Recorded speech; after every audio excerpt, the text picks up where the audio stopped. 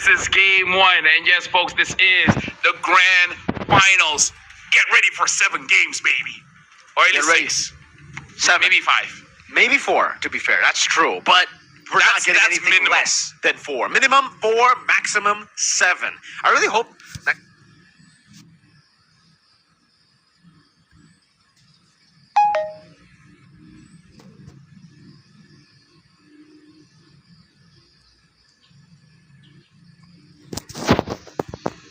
Next time they make it a best of 9, you know, at this point, because...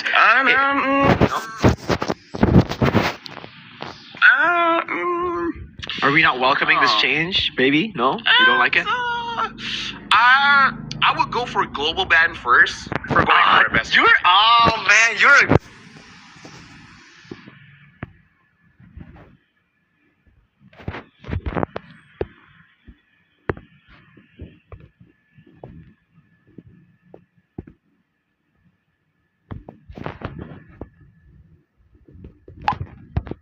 global ban enjoyer.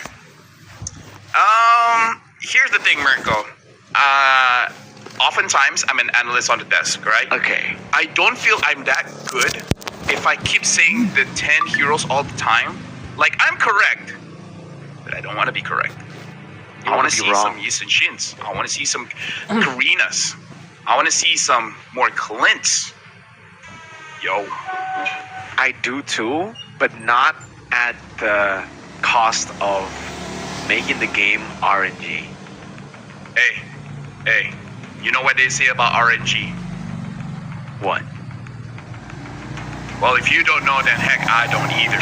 This best of 7, we gotta see game number 1. This tempo, man, this tempo. Firstly, for me, I want to see Mythic Seal not having the perfect game, so that they have the momentum. Mirko, you gotta be a hater. If you love Mythic Seal, you're sealing their fate, man. Ladies and gentlemen, Yangon Galactico in 4-0. I do it for BTR2 later. Amen. I'm gonna sneeze. Okay, I'm back. Very brave of you. Very brave. Okay. Just saying. It's okay. And if it works, you might be the richest caster, but not by how people think you would get that kind of cash. It's gonna be very weird to explain to the tax teams people, are gonna have to pay me for my curse. I agree. Yeah. Seems like we're already getting ready, by the way. And by the way, we have to talk about this too. Mythic Seal have literally just played 4 games. So coming into this, they are warmed up, but it could also be a case of fatigue. Hey, it's about that mindset, Mirko. It's real. Fatigue? Hell nah, fam. Fatigue is a state of mind. When I sweat, that's my energy drink. What? Anyways, looking at the bans here, Fanny gets banned. The Fredrin gets banned as well, so you can smell this joy coming up. Hayabusa and Kalia. Hey, good ban so far, Mirko. Yeah, I wonder if the Harith is going to come out too. Mythic Seal have been a big hater on the Harith. Game 1 AI, the reason AI was able to win was because they got their hands on Fredrin and Harith ban. But maybe that's because PS just doesn't play the Fanny comfortably in LAN events. And that's why now, for Mythic Seal, they're going to have to respect Mr. Han. He's been quite a scary Fanny, to say the least. The Fredrin as well, just to set up for the joy, like you said. But it would be weird if they went for Harith open. So Harith either left open here or first picked. Or did they go 1-1, dude? Honestly, personally for me, if the Badang doesn't get banned and the chip doesn't get banned, I would actually take that down just in case if YG wants to pick up that chip. Their draft, because right now there are a lot of different picks open. The Juice Sin, interestingly, is the one that gets banned out by YG. So Mythic Seal, a lot of options up for grabs right now. First thing in mind is the Wanwan that has just been always prioritized by Mythic Seal when it's left open. And it will be the Harith this time around after the Harith has been left open. No Wanwan, 65% win rate. A ridiculous stat for a hero who's been picked so many times. Either Zippy Cutie has been hiding this hero the entire time, the entire playoff, just so that he can use it here, or he spent time during the break to actually practice this hero. Now YG, the chip is still up, but again, when the Badang is there, very dangerous. I wonder if they want to steal away this Joy just so that they put Ken in a worse position. Okay, so it's kind of like a forced error because when you pick up the Harith, if the enemy team goes in for the Joy, it's already kind of countered by the Harith. YG might have to go for. I think the safer option would just be to pick up the Badang and then hit up against the Harith, and it technically stops maybe a Harith and Joy from coming out, knowing that the Phoveus can really get value out of that. But I still think it's solid. I don't think it's bad at all if they still want to go for the Joy. Maybe, the Phoveus is also kind of a way to ban out the Lucas, to deny it away, knowing that it is a pretty good pick against it. Yeah, I don't know. If you want to be safe with the chip, you do pick up the Lucas, but Ken did go up against the chip earlier, and he just 1v5'd all the time. He lost all 1v5s. But he won. But, yes. Lose. In terms of... I wonder if Nico just wants to pick the Valentina, but here, the Baxia, I completely forgot about the Baxia. Wow. And now the Badang as well. Bro, I legit forgot about the Baxia. Yeah. They're playing into the second phase, which is kind of scary because YG can still pick up the Lucas here and take control of the early game with the Phoveus, Lucas, and contest power. We'll see though, because usually when you're in a position like this, Farsa comes up as a way to deal with the Harith. Granger as well, or a Moscow will be a good choice for them to actually pick up a gold lane. Because in the second phase, you better expect Mythic Seal to ban out a lot of the gold laners to set up for the Harith, enabling the Harith.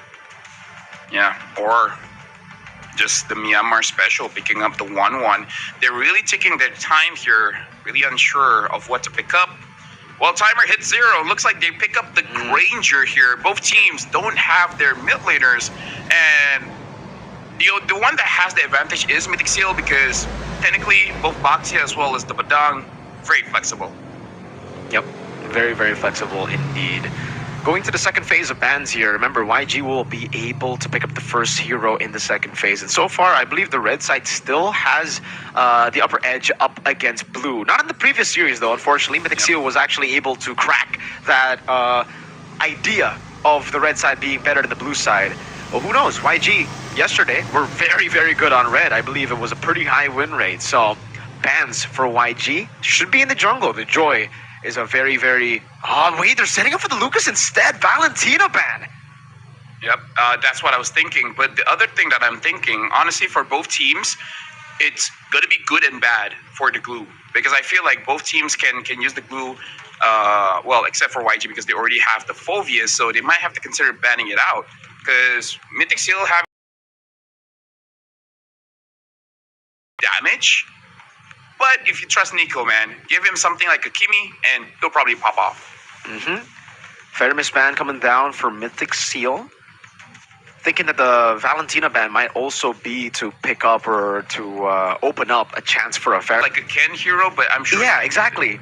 It doesn't feel like a Ken hero, but with the Feramis ban, it could be like a Badang, Rome, and Glue XP type of deal too with the Baxia in the jungle. And then you just have a mid laner that does a lot of damage. Like, they're even reading into it. They're like, you can't fool me, man. Can't Baxia? More like Boxy, no way. Look, that was... Some have to be one. Some have to be one so that I got you. The 10 will just come out naturally. Yep. Gotcha. That's a Lucas. So Lucas gets banned out too after we see the Valentina ban, the Joy taken away. So both teams actually going to have quite a tough time, I would say, in the jungle. I think for YG, the safe bet would be to go for the Hayabusa in the jungle, knowing that that's banned out.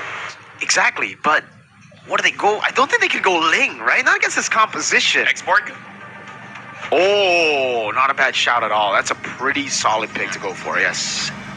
Yeah, like maybe in the late game, the Hive could pose a problem by destroying the shield, but then you don't want to get at that point of the game anyways. In terms of, yeah, there you go, X-Borg. Because I think it's better for them just to delay that mid lane a little bit, see what everything is up there, because I'm thinking Kimi as well as Farsa.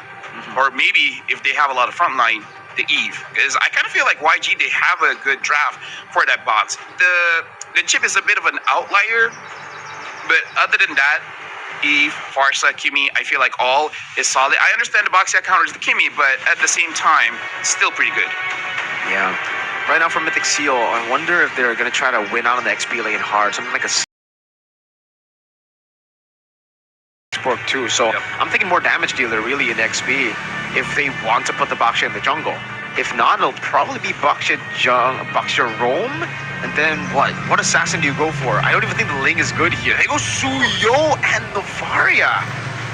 Okay, so not someone has to bad. have a lot of burst here to do with the Suyo. Yeah, they need magic damage burst. And honestly, this is still looking like a very good farce. Well, and there's no real dive, but like, I mean, it really depends on how the Suyo gets played here. But Actually, Kimi might be good because it's hard to get onto the Kimi. Because even if the Suyo Against jumps a in, just wait for the Baksha, iframes. Dude, trust me. I played the Boxia in the early game. Kimi does nothing. Sure. But later stages of the game, the Zaz. We haven't seen this one in the playoffs so far. It has been popping off in other. it will require a bit of time though. But yeah, there's not really going to be a lot of threat towards the Zaz. You can always just turtle up inside of your shell, inside of your Dominator's Descent. So it's not bad. You can also blink forward. It's a good dive hero. Fun fact. All right, YG with the chip, the Zaz. This is a very unorthodox composition, but Mythic Seal have responded in the same way. They have been forced to pick up heroes that aren't really the best in the meta currently, but it's what they have in the second phase that is left open. They can still do some damage and escape from all that dive from YG. Well, here's the thing. The Suyo kind of has to pop off early, right? Because you do want to get the momentum. You do want to get that advantage because you farm faster than the export, so use that. If there's no aggression early, then that's kind of bad. But I think that the Suyo can't do it alone. You really need Boy on the Menang to set things up. Well, ladies and gentlemen, it's time for us to dive into the land of dawn for the grand finals of the Mobile Legends Bang Bang Super League Myanmar Season 1. Who's going to make it to MSC x EWC? Will it be Mythic Seal or YG? Well, right now we can definitely see that Ken is going to get the buff earlier compared to Han. And I'm just looking at Boye really setting things up because if the Suyo doesn't get a lot of advantage in the early stages of the game, then I feel like it's going to be bad just for the fact that YG doesn't mind playing the extended team fight because they do have an export. Because come late game, when you're fighting around the turtle, it is going to be more difficult for Mythic Seal because, you know, just the nature of the heroes. Tankier heroes in the jungle works better, and look at that, they go in. Soul Sever already used up. Now Ken deciding to go in again, has a bit more damage to play with. Good stun from Lina to stop it. But it will not stop Ken from invading the enemy jungle, already level 4. And like you said, LaFell, this is a very fast-clearing jungle, the Suyo, even though it's been kind of under the radar the entire playoffs. It's still a really good pick. I myself have been spamming Suyo. Yeah, I feel like people don't like it just because it's not as tanky as before. So it's still a good pick for sure. You just got to change your mindset because you're really just about dealing damage. Like the OG Lancelot full damage build kind of thing and not tanks a lot. But hey, that's Moonton for you. They prefer assassins in the jungle just to be full damage, no defense. That's only for like Lucas that's like perfectly balanced. Yeah, absolutely. Perfectly balanced. Definitely not going to see him in MSC 2025 or MWI. Why would you pick it up, you know? This time, though, set up already. Whoa, they're going to go all in onto Han, taking Faraga armor down already. Last Insanity popped in, too. Revitalize going to be used up. It's an all-in over to Ken, who's going to be caught in the bad situation. Taken out by Han. It's actually Lito taking IG early. This is actually dangerous for YG because they're putting Ken behind. This is setting him up for that win condition for him to get upset. And now he even... Oh, Nico actually gets that buff. Shouts out to Nico with the jungling experience, even on a mage. Dude, Retry is overrated. I got my skills. Good recovery from Nico, but it's still a net negative for Mythic Seal. It really depends. Like you said, technically this is a win for Ken, but I don't know on a Suyo if it's going to help him that much. Right? On the Joy, it's fine. You lose out in the early game, it's as expected. But the Suyo works very differently. You want to win in the early game. You want to get that level lead, which he already has, luckily, despite the turtle take for YG. Anyways, we saw a glimpse of it, of what might happen in the neutral objectives later. Ken cannot really move forward. So Mythic Seal, they got to go into the mindset that you just want to get a kill. Taken away. You're saying it's Ken? Yeah, you said he can't, but I'm saying, but he's Ken.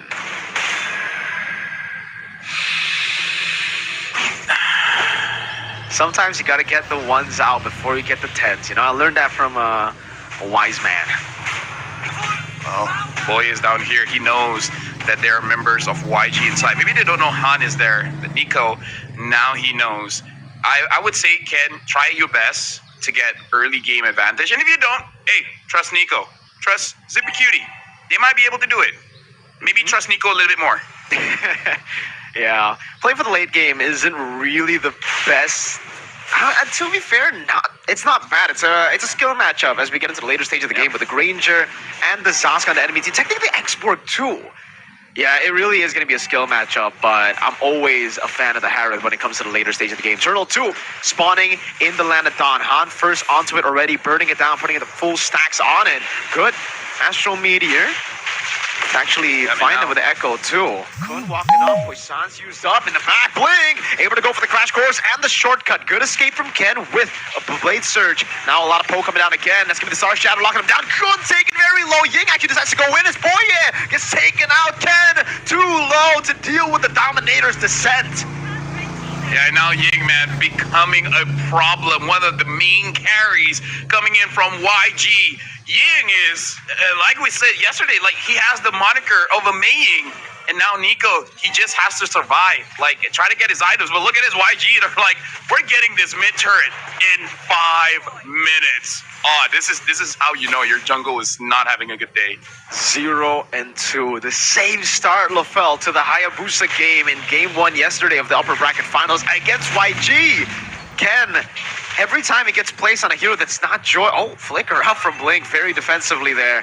He needs to be careful because he knows there's no reason for him to get traded out when Han is just taking the turret for free up top, and Stitch, has gotten the Sky Piercer at 5 minutes too. It's not just the rest of the team. The gold lane has been playing double lane, has been taking in and soaking all of the gold everywhere. I don't want to jinx it, but right now YG has no depth. They've been playing perfectly for the first 5 minutes.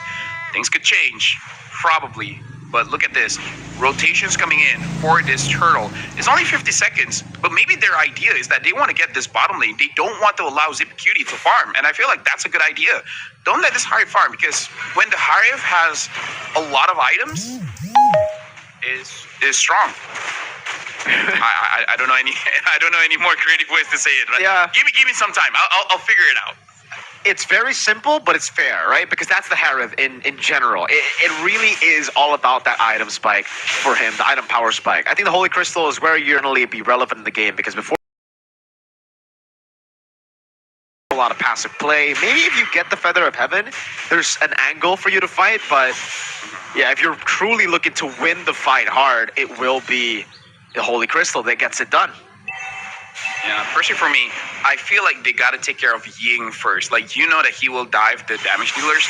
Kite back, kill him, because he's such a problem, bro. Like, he will make it to the point where you feel like he does more damage to you than he's giving to Mythic Seal. Ooh, free take this time around. The Suyo. Man, a level down against the Exborg LaFell. That's pretty bad. Recalls if he's gonna get out just in time, barely, before Blink catches him with the crash course. Blinking and you miss it. Getting up there. Now it's not a 1, it's not a 10, but it's a solid 2. Getting up there. Yeah, we went from 1 to 2. It's okay. And this is a problem because you know that YG, they don't have to rush things, and I feel like that's the most difficult thing. Like they can rush to make sure that you don't farm, but they don't have to rush when it comes to the team fights. Now the majority of the members are here. Blink is thinking about it, whether he actually wants to go for that shortcut. It looks like they're just gonna be happy with taking chunks off the top turret. And this is what I say, they don't have to rush it because they're in a very good position.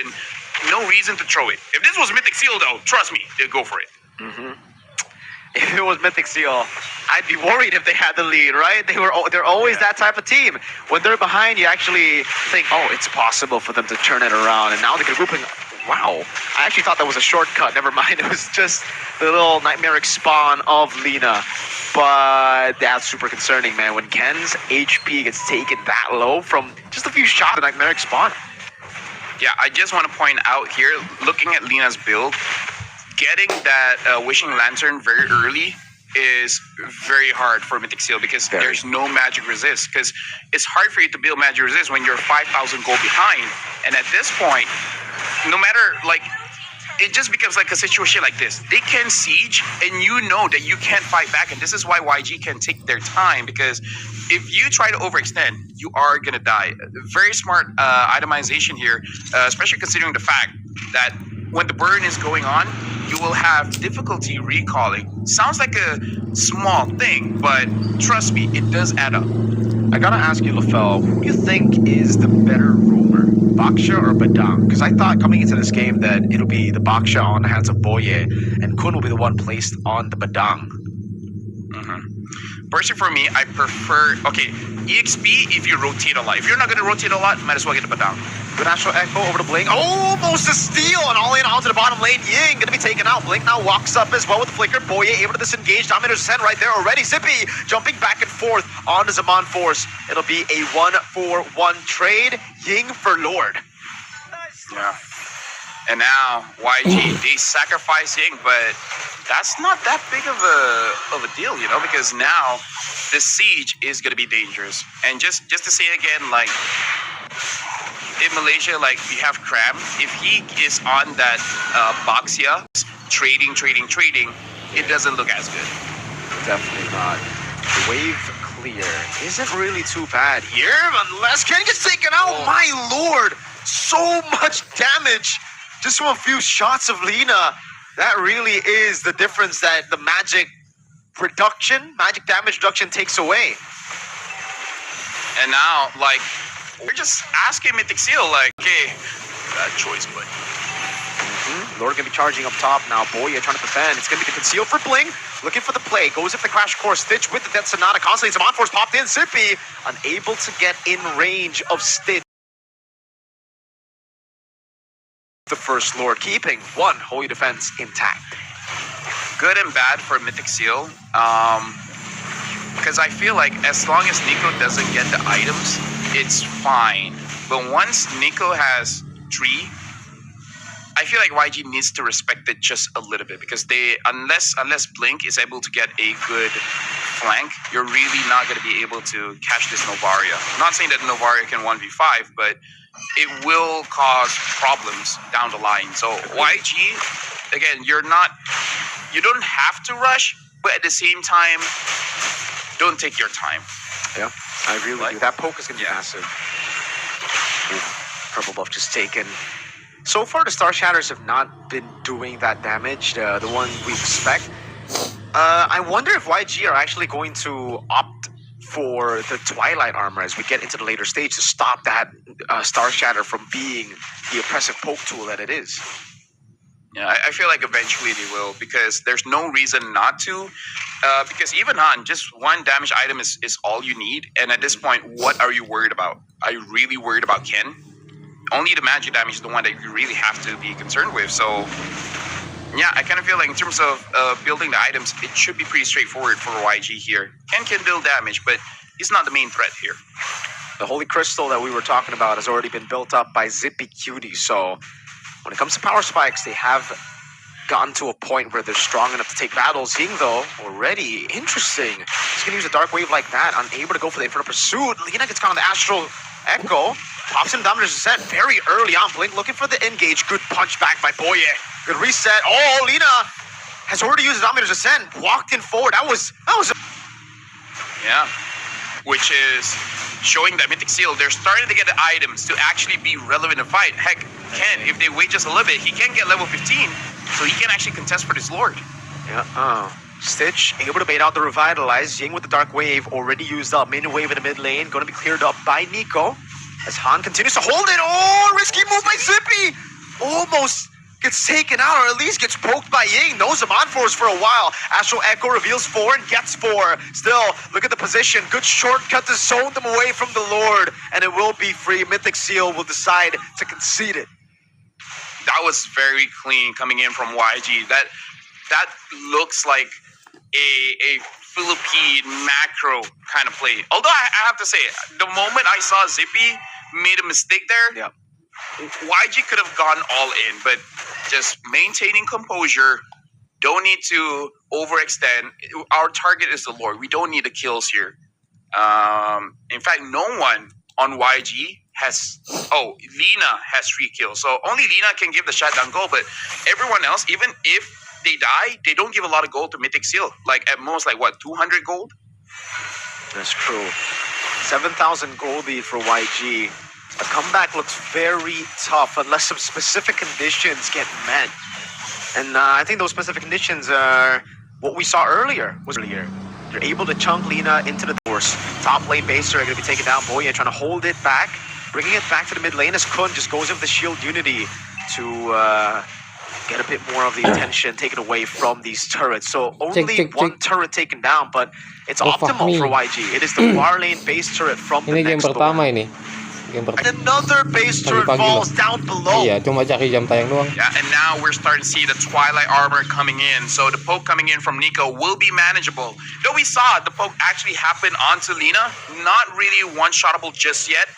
And now Nico is doing an amazing job at clearing the minions. This is where YG will start to struggle just a little bit. They will need the assistance of the Lord to crack the base because the wave clear is starting to be good. And Mythic Seal are slowly getting to their second big item, Power Spike, which is the Divine Glaive for Zippy. And I believe later on it will be the concentrated energy into the Oracle with the boots getting sold. For Suyo, we've kind of gone past the time for him to snowball and look for full control. So that's why you're seeing more of a defensive build after the Malefic Roar. He's gone for the Queen's Wings, and it should be... Well, I thought it was going to be the Immortality last item for him, but he's building towards... What is he going for? Is he going for a bod still? Or he wants to go for the Rose Gold. That makes more sense. Or the bod, but yeah, I feel like Rose Gold because you need some kind of defense here because the Lord has spawned. And we saw how YG handled this Lord dance. They just make sure that the space is created and then get the Lord for free. Heck, looks like they're going to get the Lord for free anyways. Yeah, it's going to be a full blitz. No way to respond to it. They're all just so easily zoned away by YG's damage dealers, by YG's main initiator tool too. Blink so good on this on the chip this game, unlike what we've been talking about recently or the last 2 days. Chip has had a pretty abysmal win rate. Chip, so far in the hands of Blink, has looked unstoppable. You know what I like that YG is doing in this game, Marco? What? They're not allowing Mythic Seal to do anything crazy. Yeah, because they don't give that opportunity, right? Like even dealing damage, they deal it in the safest way possible. So Mythic Seal, even if they do want to get, they want to make a play, they're like, what play are we gonna do? And they're nowhere, right? YG is everywhere and nowhere at the same time. Yeah, they've been denying Mythic Seal's risk-taking, basically, right? That gamble, they've not let it happen. Nightmaric Spawn again plays down with a shortcut too. Kun bursts it down. Oh, man, the fire. Way too much damage. Gets done over to Ken. Has a Blade Surge Blink to get out of there. Zippy Cutie does a lot of damage, but not as much as the full damage comp of YG, who's able to get game 1 of the best of 7. That was just simply outclassed, man. YG, they were treating Mythic Seal like, bro, you're not at our level just yet. But just to remind you guys, this is Mythic Seal's win con. They gotta have a bad first game, get upset, and then pop off. Because Mythic Seal, they couldn't get crazy. They couldn't get loco with it. They couldn't go bananas to the floor. And that's what they need to do. They got to get bananas to the floor. They're always very, very slow starters, but up against YG, who are very strong starters and good finishers, it's going to be tough, man, to pull off the comeback that we saw against AI. It's going to be tough to pull off a comeback against a team like YG, who, again, we saw in a best of 5, were able to still stay composed despite losing 2 games back-to-back after getting a 2-0 lead. So for Mythic Seal, I expected at least a change in game number 1. They've always been slow starters, like you mentioned, Lafel. Losing game number 1 is kind of normal. It's the custom for Mythic Seal. Mythic Seal. But in the grand finals, after playing 4 games and now playing their 5th in a best of 7, it might just be too much for them to be able to force out a full game 7. YG, look, so clean on heroes that we've been talking about. Having pretty bad win rate. Export, you saw a 20% win rate, I think it was. Chip, you mentioned the 30% win rate before we started, yet they got it done. Yeah, so it's kind of like them asking the coach, like, Coach, how do we get a good fight with Chip? And the coach is like, don't fight. Don't fight. Play macro. Genius. Because look, how many times have we seen Chip using the white walk, get behind, and then using the shortcut? Barely. He used it as a zoning tool. Right? So maybe that's how you use a Chip here in this playoffs. Don't force it. Don't force it. Don't force out the Chip. It's a bit too risky to force out brawls for no reason, right? When you already have to win in the early game, just play it the macro way.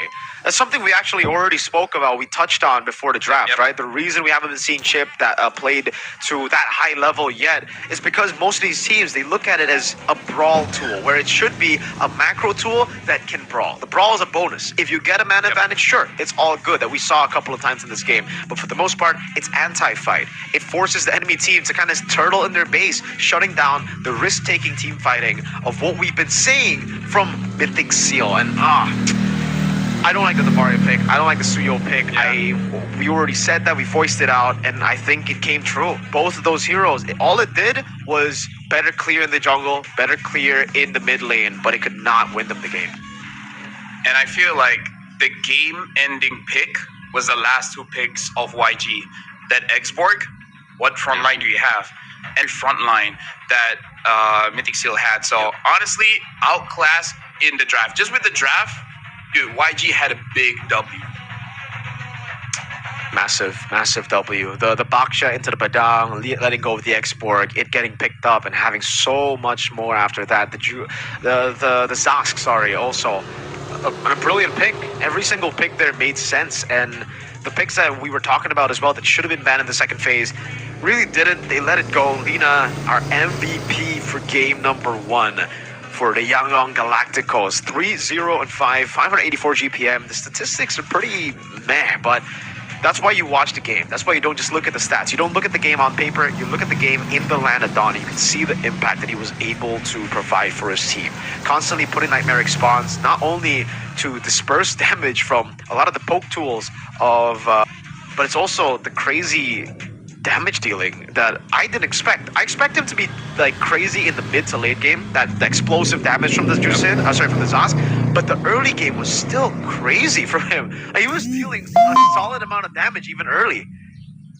The crazy thing is, I don't think the stat were reflected because in our eyes, we saw a lot of damage, but he doesn't interact too much with anyone, so that the damage numbers might not be that high. But I just want to talk about the itemization just a little bit. I really like going for that glowing wand into the wishing lantern, where again, usually you will have the wishing lantern as a 4th item, but having it in the second one kind of just shuts down any possibility of Mythic Seal having a proper front line. Adding with the Xborg as well, I feel like this is just YG making it so that only Nico could play. I feel like that is absolutely brilliant. It really is. We can take a look again at the emblem selection here for Mythic Seal. It was really all about how tanky they were, right? That was what they wanted to play with. The Baksha and the Badang having a very tanky frontliner hold everything down as the poke continues to come through from the Navaria, from Cannon the Queller of Suyo, and also the Harith. But when you have a very good tool that can kite, that can shred the tanks like the Xborg and the Zask, it just becomes so tough for the frontliners to keep up, even though you have a lot of poking tools. Like, the damage was pretty good. It's pretty even when we're looking at damage, but you just can't take the damage out from the export. That shred damage was so annoying to deal with for Kun and Boye. I mean, we gotta put it into perspective. 45,000 and 23,000 damage coming in from YG, Lina, as well as Han. It's almost 18 minutes into the game. Usually at that timer, we would see like 90,000, maybe even 100,000, right? And yet, that shows how in this game, it's honestly brilliant in our eyes, but for casual viewers, they'd be like, that's very uninteractive. They didn't do anything. They just won. But that's how you play the macro, man. The carry, Lina, 45,000 on that Zask, they're just providing problems that now Mythic Seal always have to keep in the back of their minds. Like, hey, Ken, what hero can you use to deal with the Zask? And then there are just not many. Really not. Yeah, that's why we were struggling to find a hero that could actually fit into that lineup. We were thinking about, I think the hero that we were talking about was the Ling, right? Even that would be... Even that, yeah. I guess you'd have more side control, but then the chip is already there. There's so much to think about. Yeah, there's the Phobias too. Yeah, so many things to deal with. And yeah, I understand that the magic damage reduction thing is a big nerf to the Suyo. But here, we don't even get to see that be the problem. The main problem is there was just no one to deal damage. He's going to deal more damage than you in the early game. And even if you target Lina, he can always jump into the Dominator's Descent. And then you're dealing damage to that shell. You're not dealing damage to him. It's so safe for YG. And it takes away that risk Seal wants to play. Here's wants to win, play and draft around your mid lane, man, because Nico can do it, right? Don't let Lina have this big of a lead. We saw it with the Zas, but yesterday it did the same thing with the Kimi. If Nico is able to suppress Lina, making sure that Lina doesn't have a good game, and then Nico expanding the influence onto the side lanes, maybe that's what they have to do, right? Allow Ken just to have a farming hero that can do something in the late game. But let Lina do amazing things early and mid. Because, like you said, you don't like the Novaria pick because it doesn't feel Nico-ish, right? Nico wants to get in your face very early. He does. He wants to brawl it out, wants to skirmish, wants to out-mechanic the enemy team. And technically, you can do that on Novaria, but it's not that flashy pick that we know Nico for. But ladies and gentlemen, we are going to get into game number 2. But before that, me and LaFell, we're going to take a short break.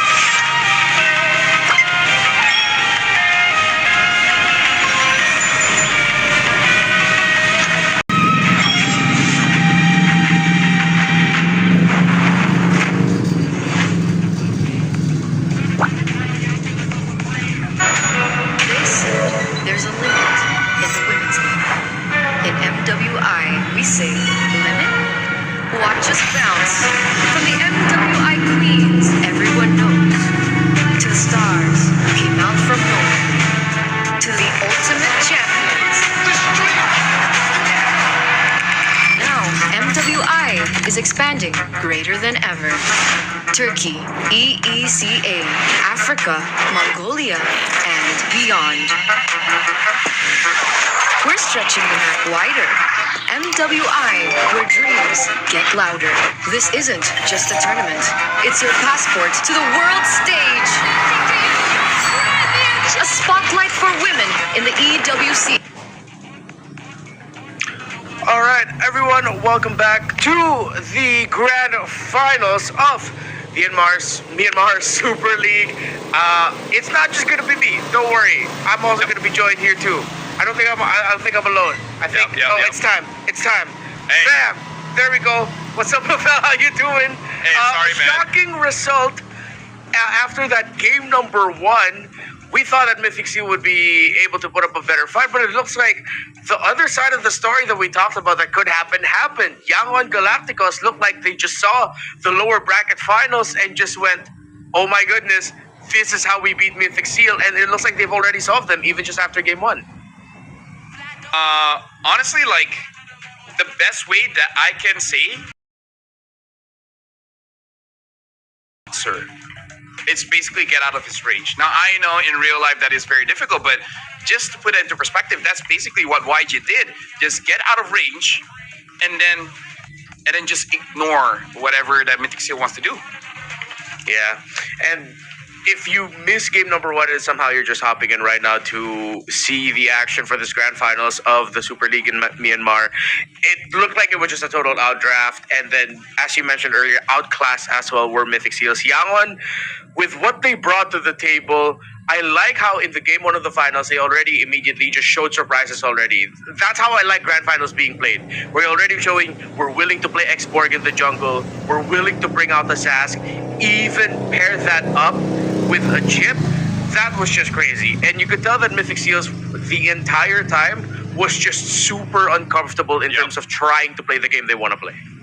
And in fact, the way that he used the chip is kind of like following up, actually, because there were moments where I saw someone was very low, but the chip was already in position to catch them off, just using it the shortcut and then allowing Ying to go into the fight again and then continuing it, making sure that they don't run away. So it's the chip is when it tries to escape, don't let them. 50 seconds, we're gonna jump into the draft here, and I feel like YG showed a little bit more to the point where Mythic Seal's like, dude, it's like they have the heroes to counter Ken. So I really feel like Mythic Seal shouldn't play around him. Make him the secondary, maybe even the tertiary damage dealer. Try to make Nico your priority.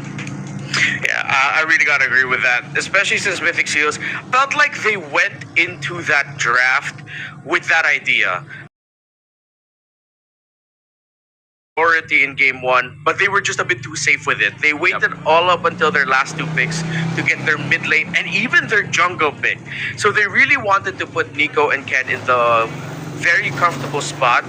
But at the end, they just ended up with a very uncomfortable spot. They had a Novaria Suyo paired up with a Harith Baksha Badang.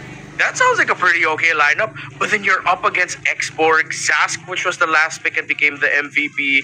Even the chip was there, but the Novaria was picked up as sort of like a soft response to the chip. But they just really could not get the ball going. The last 2 picks of Yangon were way too good.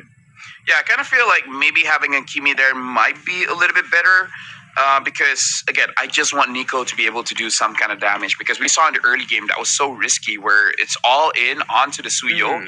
At the moment that Ken got 0 and 2, and it started just because he wanted to get a turtle. I still remember turtle fight, and he stayed inside the pit. He didn't even leash outside. So maybe this is just Mythic Seal showing a bit of fatigue, because usually, you have a protocol. Bring it to the side, away from the walls, and then you're looking good. Because he played it inside of the turtle pit, allowing Ying on that Phobius get on top of him, dark wave, and at that point, hey, Suyo, you can dash, but I'm gonna follow you. Yeah, you could tell when casters have a lot of analysis to drop, and it's very specific, that the other team that lost needs to do so much to get back into this. Yeah. Because, again, that game 1 was just so impressive from Yangon that it's hard to find, like, good points to praise Mythic Seals for. And we're not just going to sit here and say, at least they tried. I mean, come on, we're not going to do that to Mythic Seal as to compliment them. At this point, we just got to say it as how it is. Yangon played so much better, drafted. What the adjustments will be for Mythic Seal. Now, okay, this is a good thing I'm going to say is I'm excited to see what adjustments they'll take, because if they do the right adjustments, draft the right way, that means whatever they talked about after game 1 was a really crazy recovery, and the coach was able to come up with an amazing game plan to turn things around. So just now, YG had the X-Borg, right? Yeah. Imagine if they got the Valentina. Ooh. Imagine if they got the Valentina early. The Valentina was banned at 4th pick. Because they know Nico on this Valentina can pose problems. So that's something that Mythic Seal has to consider. Maybe instead of using the mid as a counter, at least for game number 2, try to pick up the early whatever mid pick that you want. Selena, Louis was banned out. Something. Give Nico a playmaker. Yeah. I like that suggestion. Hopefully Mythic Seals follow that and do pick up their pick for Nico in the first phase. But with Mythic Seals for the first time today, drafting on the red side, we're literally going to see a different version of Mythic Seals that we haven't seen at all so far.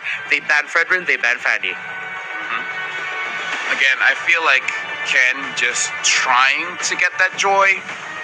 I wonder if YG will allow that to happen. Louis getting banned out here. Mythic Seal, this is the point where you ban either the Badang, the Chip, or what else did we saw earlier? The Jushin, but that one was banned out by YG. Yeah. Kalea also still on the board if Mythic Seals wants to ban it out. I don't think Yangon will go the same route as Mythic Seals did in game 1 and rush pick the Harith. But Mythic Seals are thinking that. They banned the Harith. They're willing to give heroes such as the Chip, Juicin. But to be fair, when this happens, that means that makes the red side first 2 picks even stronger because you can get 2 of the top picks in the meta. We talked about this before. Early pick should be the Kalia. Doesn't reveal too much about your draft and pretty strong either ways. Healing, catch, kind of like Lucas, a catch-all kind of hero. The box is open. So I wonder if YG would favor that. But then Mythic Seal, they could just pick up the box and then deal the same way how Mythic Seal got it in the game 1. Yeah. And Yangon do get the Kalea, as you pointed out. And God, I agree with you with this being a relative unknown. Majority of Kaleas do go in the row, but there's always that possibility of it going to the EXP lane and changing things up with the matchup and how the first turtle will be played. So Mythic Seals, the juice is available for you if you want to pick it up. The Chip as well. Lots of power picks if you want to go Chip Badang to keep your combo safe. Yep. That could be possible. Yeah, because I feel like Jushin is pretty strong onto Nico, but again, prefer that damage theater, man. At one point, pick up the Chang'e. I don't care. I feel like Chip Badang is the best. If you want Zippy to be comfortable, Granger. Granger would be a pretty good pick as well. Even though, yes, YG can counter with the Airtel, but so far, Zippy looks like he's good on those 2 heroes. It looks like, hey, Jushin, man, Chip, Jushin, YG, do you pick up the Badang? Because Ying was pretty nasty on the Badang as well. Yeah, and considering there's a Chip on the other side, Badang, I think we're both in the same boat here that Badang would be one of the best picks that Yangon could go for right now. It's going to be up to them if they're going to go into the second phase without their jungler or gold laner. Might be too much if they pick both of their cores here. You're going to want to get one of the utility answers to the Chip playstyle in this scenario, and then just choose either the jungle or the gold at this point. And I kind of feel like Mythic Seal, they might want to try to get that Phoveus later. Oh, they pick up the Valentina and the Lucas. Oh, a different angle. I'm not worried about the Badang pick. Just take the Lucas and the counter. This is actually very smart coming in from YG. And then the Joy as expected. All right. It seems like Yangon were really expecting that the Joy will come up at the 3rd pick for Mythic Seals. I mean, one of the best heroes you can go up against if you're a Valentina is the Joy, because electrifying beats for you. Time Things Right also act as an extra purify, while at the same time it's good damage or even good defense while escaping, because they're gonna hesitate to chase you down if you have electrifying beats up as a Valentina. So great 2 picks there. Bans for Mythic Seals. What are we looking at here? They still don't have EXP and gold. Yeah, they're batting out the Badang because, again, the threat of Ying picking it up is still there. 2 other picks that Ying has been performing with is the Phoveus as well as the Arlen. Arlen combos with the Frederick, but I kind of feel like it's still okay with the Lucas. The real question is, what do they want as the gold laner here? If YG wants to make Mythic Seal feel uncomfortable, they would ban out that Granger. Because I feel like Stitch is pretty okay with any other. Oh, it looks like YG, they're the one betting out the phobias. Interesting. Okay. You mentioned the Granger. I think we might actually be seeing that on red 4 for Mythic Seal if it's open for them. Also makes sense as to why they pick up the Joy. Third, you take out one of the best counters from the Granger. All the dashes will help provide space with the Lucas and Valentina. Let's see if Yanghwan will be able to read it and take out the Granger, or if they're going to take out another gold laner option that can provide space for themselves, similar to like a Moskov. I think Chip and Moskov together always a good combo because you can play the map so well with those two. Yeah, but you have to play that Moskov very, very well. And I kind of feel like YG with the Moskov should be pretty okay, because if the chip comes in, you can use the Spear of Misery to push him away. Not 100% safe, but with that Irrital ban, you know that they want that Granger. Yeah. Seems like that's what we're going to be getting. So if Yangon ban out the Granger, or don't ban it out, let's say they're willing to give it. I feel like Yangon would try to get that Moskov. If they ban out the Granger, I feel like Mythic Seal will take that Moskov away. Because so far, ban out the Gator. The other pick so far that I think of is Mythic Seal could use the Brody. They've shown that before. Oh. Mythic Seal with the Brody. Oh yeah, that might work out. They don't have any long-range artillery to deal with, but now still going to be the Granger. And we both eyed the Moskov. I think that will be coming in here for Yangon as one of their last 2 picks. I think we're going to be seeing... You know what? If Yangon has it in them, I wouldn't mind if they pick up a Benedetta in the EXP lane. That's crack. Right? In a good way. That's pretty crack. With Petrify. Ying seems like the kind of guy that has practiced mechanics to the point where he can use those heroes. If it's something boring, what would something boring be? Hilda. I like how we both instantly went to the Hilda. oh my God! Are you predicted, baby? Dude, we're analysts, man. We called the Granger, the Moskov, and the Bennett. The Benedetta was actually the. Let's go. I knew there was something way too familiar with the draft of Yangon and Mythic Seals. It's like, oh, Benedetta looks good here. Okay, so EXP, you need something strong. Honestly, they might settle for high loss, bro. They need a wall. They need a solid wall who can just hold the front line. Yeah, I'm thinking the tankiest guy I know is Terizla. I don't know if they will use that out. They might try to Boxia again, right? No, they pick up the boring hero. I don't know why we both think Hilda is a boring hero. Yeah, high loss was still available, and we both went, yeah, Hilda's more boring. It's like, what is wrong with us?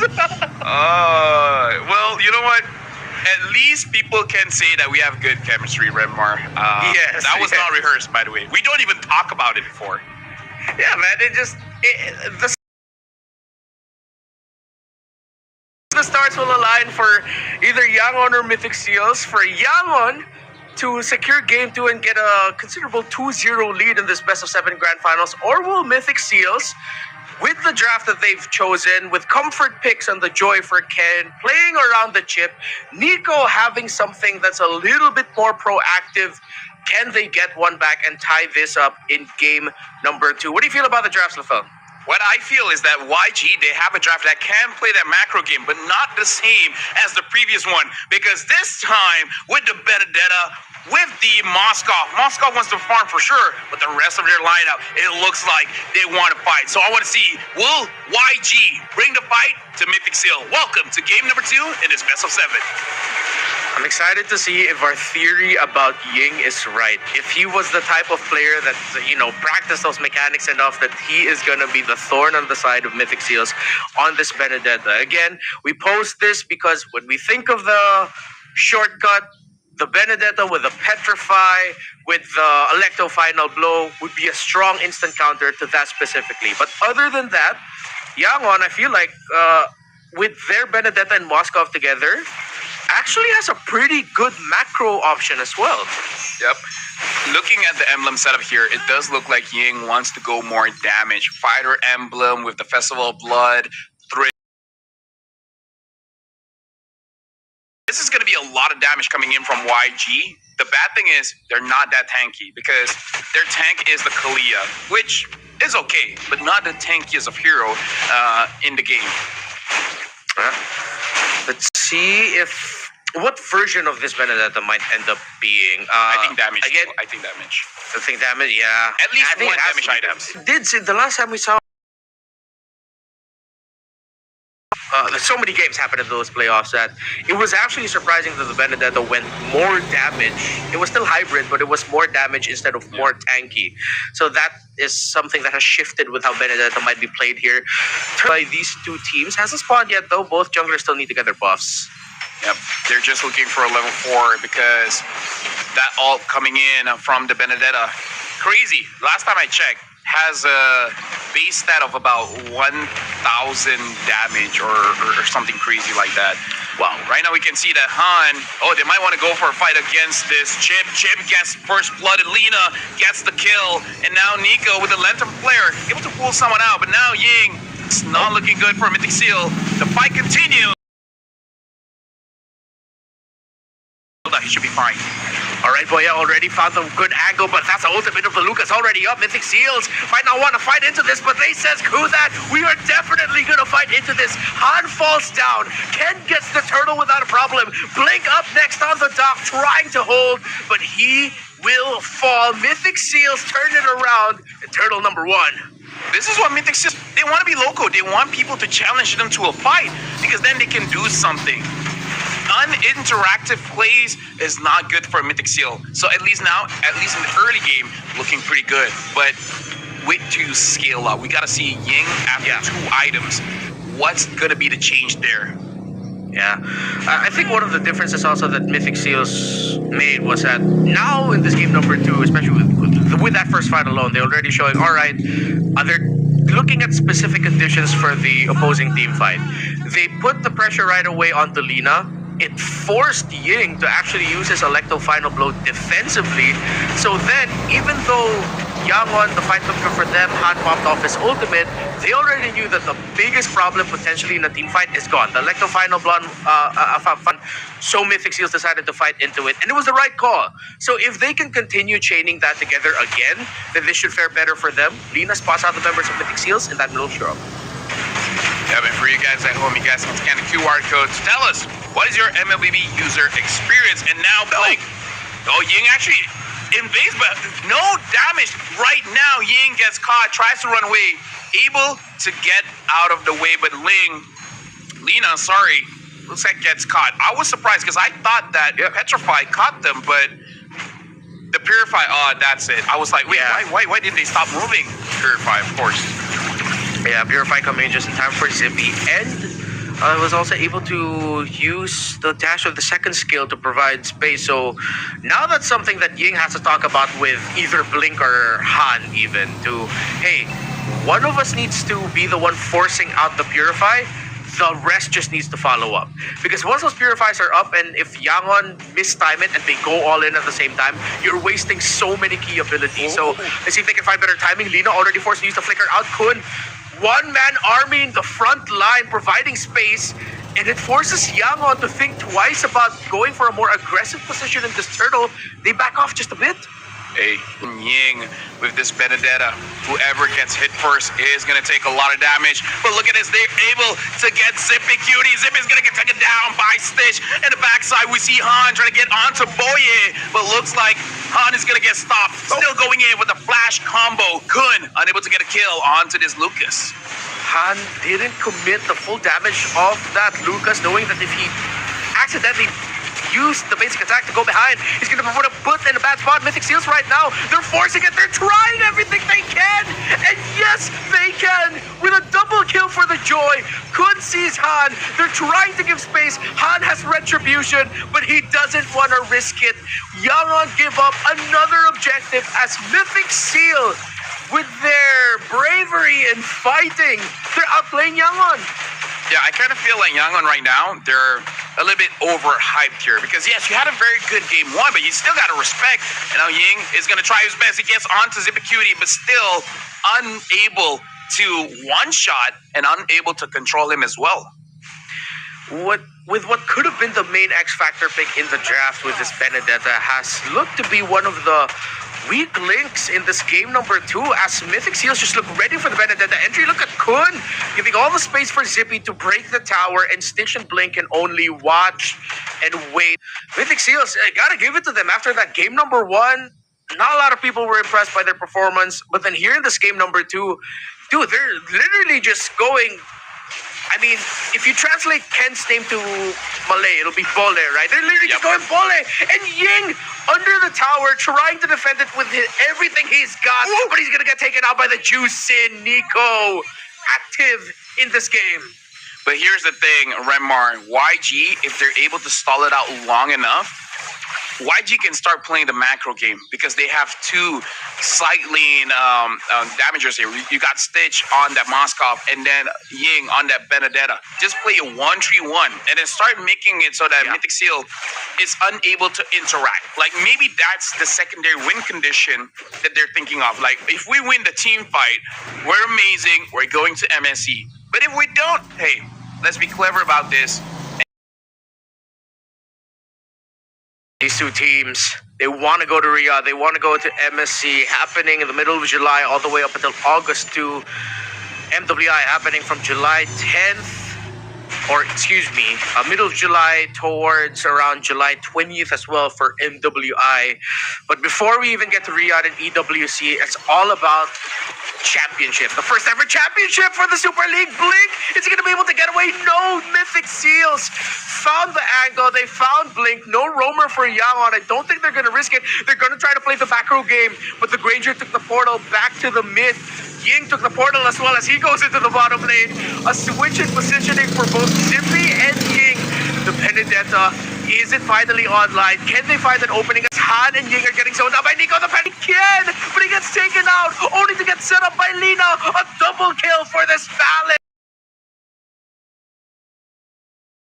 They got the kills, but they missed the major objective. Hey, at least they get the kills, man. Lina right now is looking pretty strong. This might be a battle of the mid laners again. Ken comes in and looks like he actually was able to iframe out of that tsunami slam, and with that he gets a kill onto Lina. Talk about timing on Ken, finding that iframe and the electrifying beats, avoiding the tsunami slam. Say what you will about Ken and his joy. It's a comfort for a reason. 5,000 gold lead and climbing. Mythic Seal still in control. Yangon, they look uncomfortable in this game number 2 as Nico has gotten to the point where he's single-handedly stopping a Benedetta from wanting to split push. Remar, real talk. Man to man, mano a mano. If you were in the grand finals in YG shoes, would you let Ken have the joy again? No, not at this point. I think the only time you'll give Ken joy is if they end up with a Fredrin first pick or something. Yeah. Blue side or whatnot. Yeah, I kind of feel like I'm sure they can fight against the joy, but do you really want to take the risk? Maybe at match point, you know, you can play around with it because we've seen Ken on that Joy and we've seen Ken on that Suyo. Different performance, man. It looks like, you know how every dude has their favorite, I don't know, their favorite car, their favorite pair of shoes. Yep. It's like Ken just has his favorite something, and then it just makes him feel so much better. And maybe he just like the color yellow. Or he likes the color yellow, and Joy has green on her, right? Or is it just color yellow? Colorblind. Wait, you're colorblind. Yeah, I'm asking the wrong person here. Sorry about that. Yeah, okay. So with the Seals, they can just keep this up. Honestly, with how Nico's been playing, Zippy doesn't have an impressive KDA, but at least everyone else on the side of Mythic Seal seems to be on that. If one of them fall, there's always at least 2 people ready to cover. While for Yangon, they cannot get a comfortable team fight. There's always a misposition somewhere. Mythic Seal's getting to the... They just can't get a good spot for them. Ying right now, he doesn't deal enough damage and he's not tanky enough because he doesn't deal enough damage to take down the Hilda, and Nico by himself is able to kind of 1v1 against Ying if Ying does not have that Petrify. I mean, like, to be fair, Nico even has that Purify, so he can fight back. So Ying is in a very awkward spot where he's not tanky enough to make disruption, and he doesn't have enough damage to one shot anyone. So I think you just got to play the side lanes, man. And I listen. I know the chip can go to the side lane, but even the chip only has one choice: bottom or top. So attack both. All right, Chip already spotted out. SOD is gonna land this already. The Lord Pit is the Moskov gonna go in. Han is close enough. Retribution still won by Ken. Han falls down. No more Lucas. Yangwon back off, knowing that if they decided to fight even more, it would not have gone good for them. Honestly, not the best unless they use the Electro Final Blow.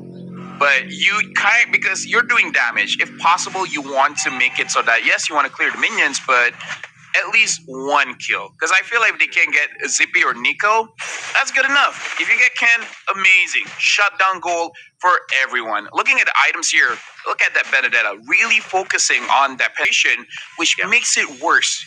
You have the Blade of Hephaestus and the Malefic Roar, and you couldn't damage the hill. Yeah, the Yangon needs to talk. Set something up for the Benedetta if they can, but right now Mythic Seal's just running all over Yangon's base. They're already in front of the crystal. They want to get the bottom tower down and tie things up, but there's no more minion waves. Despite a 10,000 gold lead, despite Yangon desperately lacking in items, Mythic Seals play it safe. Is that warranted or is it too cautious? I mean, 10,000. Oh, hold on. As you say it, they actually go in, and Lena having to use the Crimson Beacon to get away. This is just caster curse things. We say Chip has not been good getting 2 wins back to back, and then not win yet, but you can kind of see it happening. And they're like, they're playing too safe. Put Portal in. Yes, it's everything that we say. The reverse of it happens. Let's see. Ying will be able to get away. Eye for an eye already used, and the pick that we both keep going. Oh wait, no, Blink goes in. Might be risky for him, but he doesn't get crowd control in time by Mythic Seal, so he's able to get away. Nico tasted a bit of damage from the members of Yangon, so that might be a bit of a warning shot. But we still have to acknowledge it's a 10,000 gold lead. Mythic Seal's comfortably closer. Scratch 35.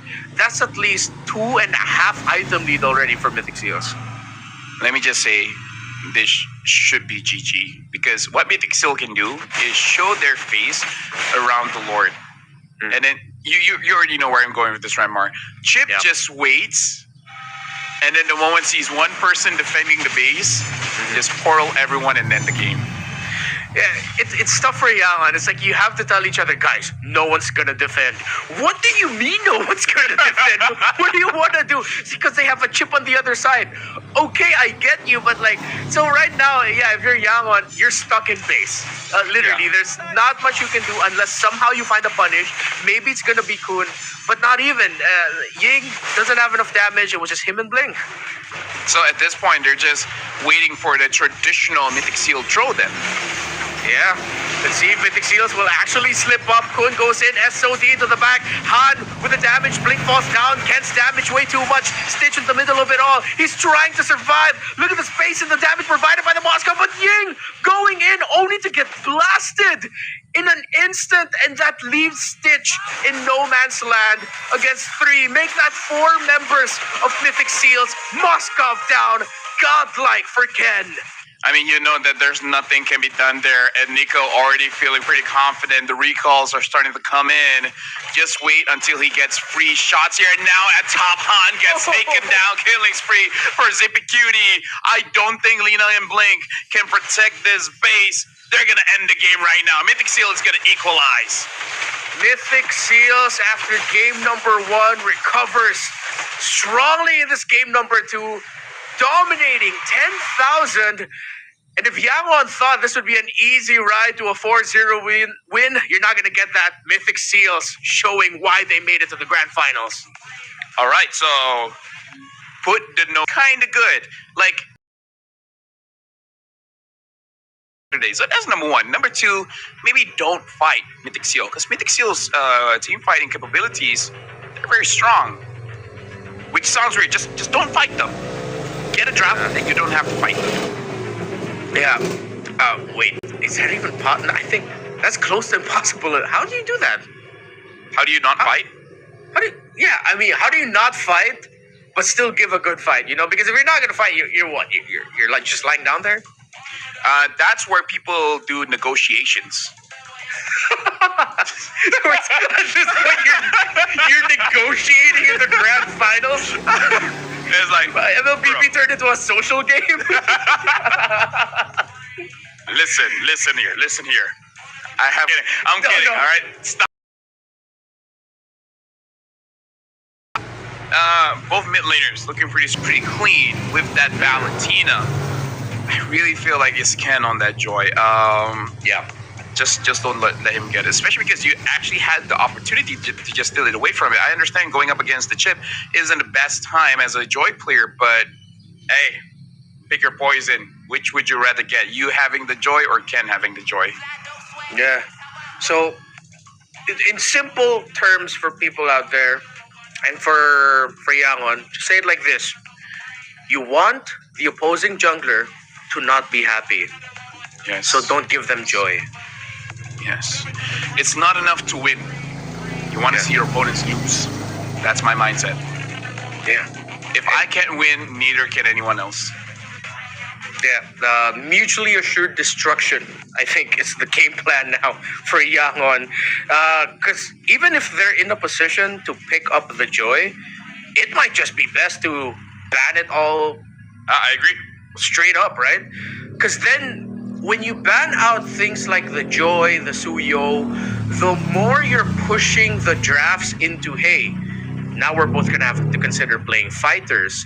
Hey, which one of us has already showed an export? That was Yangon. So I think if Yangon, just take out the joy. Don't ban it. Try to force the draft in such a way that you're playing fighter tanks in the jungle. I almost would rather just like Ken use the Hayabusa, right? Compared to the Joy. Yeah. Because the Hayabusa has more Yeah. I feel like if you've been spamming Joy and then going back to Hayabusa, it might take some time to get used to the mechanics, especially for the quad shadow. But either way, we have a series here, Remar. We started with the best of 7. Now, effectively, it's just a best of 5. Whoever wins the next 3 games wins it all. And Ken, MVP on that Joy. If this is not enough to convince you that maybe you should ban it out, where it's going to be a tough best of 7. Yeah, I mean, Yangon went into game number 2. Personally, I preferred their draft. I felt like they had enough surprise, of Benedetta and Moskov, but you can only draft so much that if the other side just has like pure comfort, it looks like your very smart game plan was like wasted. So, yeah, I think it's unanimous. You can no longer give joy to Ken. He's had 50-50 performances, but he's also had completely dominating performances. If you want to win this grand finals, you take out that comfort. And not just the joy even. I like how Mythic Seals also readjusted their draft so that game number 1, it was a mistake that we waited all the way until the second phase to pick up a hero for Nico. They gave him a juice in, and it was just perfect. The aggression of Mythic Seals were supplemented by the great crowd control and timing that Nico was able to dish out in the early team fights. And I think I talked about it the entire time during the draft, where Lippy looked okay on the 1-1 and the Granger. To the point where I kind of feel like them betting out the Gatakacha, again, maybe just because they do want to use that Benedetta, but I feel like moving forward, you can see that maybe Benedetta next week or something, give a little bit more practice. But for now, like, don't give them the comforts. Ken on that Joy, Zippy Cutie on either the 1-1 or Granger. Because both of these heroes are heroes that Zippy Cutie has been doing okay with. I'm sorry to say, but everything else, I forgot that he's in the game. Yeah.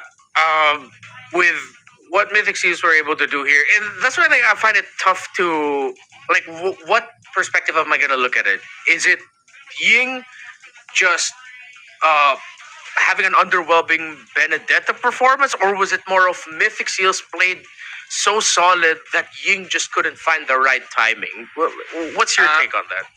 My take is that everyone just couldn't get anything here because, yes, you can say that Ying didn't have a good game, but we can't say the same thing about Hun because when he went in, he was disrupted so many times that he couldn't deal the damage, and the one that disrupted him was Nico. And then Kun, even you said he could 1v5 at the early stage of the game, where Yangon, they couldn't pick off anyone with the Kalia because of Purify or just bad targets. And you even saw that Ken used the electrifying beats to iframe out of that. So Mythic Seal, legit, with their macro, they're able to stop Han, Lina, as well as Blink. If your mid trio is not having a good time, your side lanes is going to suffer. Yeah, I'm glad that you mentioned Kun on that Hilda also. It felt like he had one of those performances to spite us. He was just like, the boring hero. I was like, every time he's just holding the front line, he's muttering under his breath, I heard you guys talk about a hero being boring, huh? And then him getting sandbagged, it was perfect because he played the perfect Hilda game. He was holding the front line at the right time. He was zoning out at the right time. He barely gave any deaths. He only died once.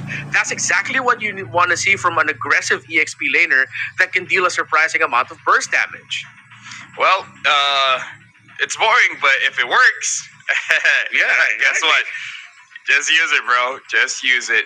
And we're looking at the key players here. Every single one from Mythic Seal, the carry, Zay was able to do a lot of damage, and Rich Guy, I couldn't remember the damage numbers, but I'm pretty sure Ken was able to do a lot as well. So now YG going back to the drawing board. Game number 1 worked.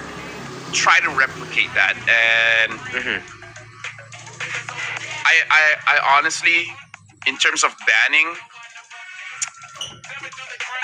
you can make an argument for the Jushin, but I feel like they should be able to play around it with a long range hero like an Eve or a Far. So speaking of which, haven't seen the Eve at all this entire playoffs. Yeah, which is quite surprising. However, it seems like the more I see the Myanmar playstyle, it seems like there's something about the Eve that's static for their playstyle, considering that not just Mythic Seals, even Yangon in their run towards the grand finals have shown moments where they look comfortable playing a very messy team fight. Like there's a method to the madness. They find joy in that chaos. And it seems like Eve just might be a non-factor all throughout. It'll be so ironic if, like, let's say, Game 7, the team that picks up Eve wins. That's just going to be vindication at that point. But let me just say, looking back at the highlights, I can see it now. Looks like Kun is on man-to-man defense on Han. So I feel like that's also a factor of why YG was stopped. Kun stopping Han, he inherently stopped Blink and Lina as well, even just by providing the vision. So I feel like they won just because Kun is able to do his job, and then what is Ying gonna do against a Hilda? Like I said, he couldn't even damage the Hilda, so they just could, like, it's a bad game for YG just because of that fact. Yeah. I think you mentioned the key phrase there, which is man-to-man defense, not just on Kun, although that was definitely the highlight as to why Han struggled here. But it seemed like Mythic Seals in the team fights, they knew their man marking and they knew what to watch out for. We talked about the Benedetta earlier. The Lucas was what you mentioned. Even the entries of maybe the Moscow or the Kalea, they were ready. So gotta give credit where it's due. And Mythic Seals, I really thought that they'd go into game number 3 with a 2-0 deficit, but no, they showed up and they played so damn well in that game number 2. Yeah. Now that is basically equalized, there's really no momentum shift by both teams, because even though YG lost in that one, it's easy to say, guys, it's a draft, right? As long as we fix that, it should be good. For the win condition here, I'm actually going back to the mid lane, because I really feel like Lina as well as Nico are very instrumental of setting the pace for the entire team, to the point where I feel like even if you let Ken have that joy, as long as have a good game, he will not have that opportunity to actually go jump around and get those kills. Yeah. So we've already set up the conditions. What needs to be done? It's a 1-1 in this best of 7 grand finals. Yangon Galacticos versus Mythic Seals. We're going to be back a little bit later for game number 3. Redmar Lafell here. Mirko will be joining us for the next one. See you in a bit. No rules, no ceilings, no limits. Just this. We're vibrant. We're ready. We're limitless.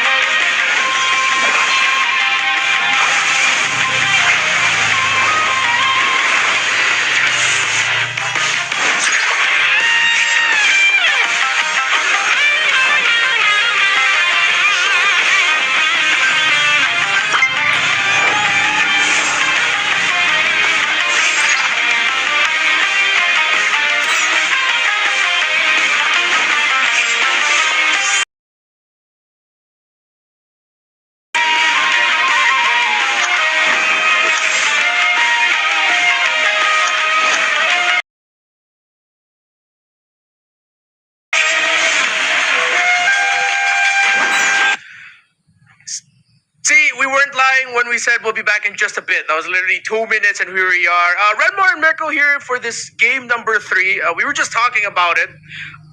You were not surprised that what happened in game 2 happened. Can you care to elaborate to our viewers? Well, hey guys, we're in Myanmar. We're technically not in Myanmar. He's in the Philippines. I'm in Indonesia, but we're casting from Myanmar. Last time I did this, I was with Naisu and Mo. We thought possibly it could go 4-0. But it was a full 4-3 for Mythic Seal up against Falcon. And I don't expect anything less than a 4-3 for this Mobile Legends Bang Super League Myanmar Season 1 MSC qualifier. I mean, at this point, all the teams in Myanmar are so good. They've developed, they've progressed so much. And I think we got to see that. Again, it was also kind of Yangon letting go of a few crucial picks. The joy for Ken. I don't know why they did that, honestly, but not surprised. Looking at both these teams, they kind of want to beat each other through their comfort picks, too. It's not just about beating each other to make it to MSC. It's about beating your opponent in their meta, in their comfort. It's about sending a message on top of qualifying to MSC. Yeah, it seems like for the Myanmar teams, and I mean this in the best way possible, it's like they equally care and don't care. Yeah. They care because they want to win. You see them trying to win the drafts. You see them trying to get that surprise 4th or 5th pick that can make the other team go, oh, damn, we didn't expect that. But they also don't care that if you get your comforts. That if you get your comfort, we'll still find a way to beat it. So let's see if Yangon will surprise and still somehow let the joy through for Ken. If they let it through and they beat it, then they definitely make that statement that you were mentioning. Yeah, they definitely deserve it. I mean, to get the dub against Ken on the joy again, if both of them end up just leaving these power picks open and then they just go guns blazing one more time, just like yesterday, right? A blaze of glory or the calm life. They choose the blaze of glory almost 10 out of 10 times, 100%. They will always choose to battle it out to see who is truly better. Because it's one thing winning Renmar by banning the signature picks of your opponents, by denying those picks. It's another winning, beating them at their best. And that's what Myanmar is all about, I feel, right now. Both Yangon and Mythic Seal, they've gone at it so many times. And unfortunately for Yangon, Mythic Seal have been the ones that have come up on top of the majority of third-party tournaments. It's just, for some reason, Mythic Seal, in these big tournaments, in these major tournaments to qualify for major internationals, there's always something that halts them, man. There's something that just stops them from being their best version. Either something stops them from making it international or they get stopped in the international. The last time they were on this stage against Falcon, they slipped up and Falcon eventually flew to Malaysia for the M6 World Championship. Now, as EWC, the shadow of Riyadh looms over the two teams on your screens right now. Let's see if they don't slip up. Joy, still an option for Yangon to actually steal away. Mythic Seals banned the Fredrin and they banned the Fanny. While Yangon, they switched things up this time with their drafting in this game as they banned the Fovius and the Chip. They still keep the Low Yi ban though. Oh, all right. So a few changes here and there. The chip finally banned out. 100% seems like the curse is real, dude. Every time we say a hero doesn't do well, it does well. It's uncanny. They've identified that as well. I think they've been watching the streams. They're like, all right, these casters, man, they keep on cursing these picks, so we're gonna ban it out. 100% win rate for the chip, even though it was 30%. I think almost 0% in the playoffs. The Kalea though has been left up for grabs. Yangon will just pick it up for themselves. Mythic Seal, what are they gonna respond over with? Is it still gonna be the Joy? And if it is the Joy, are you sure about the Joy against the Kalea? You know? Yeah. If you're gonna pick up a Joy here, you need a strong roam. Will get their 1-1 though.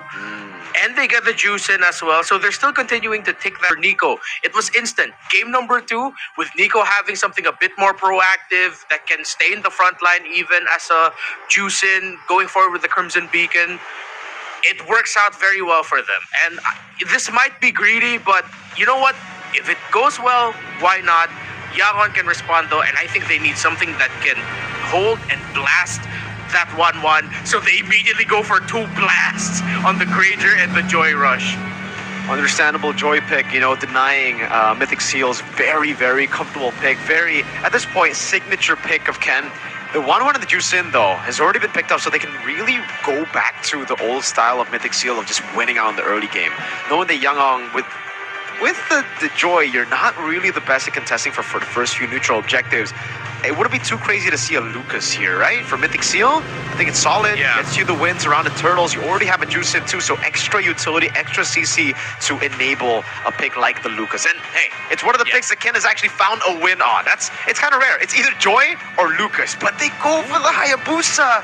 That hasn't really been a winning pick for Ken at all in the playoffs. Yesterday we saw it, game number 1 against Yangon, and it was similar to the Suyo.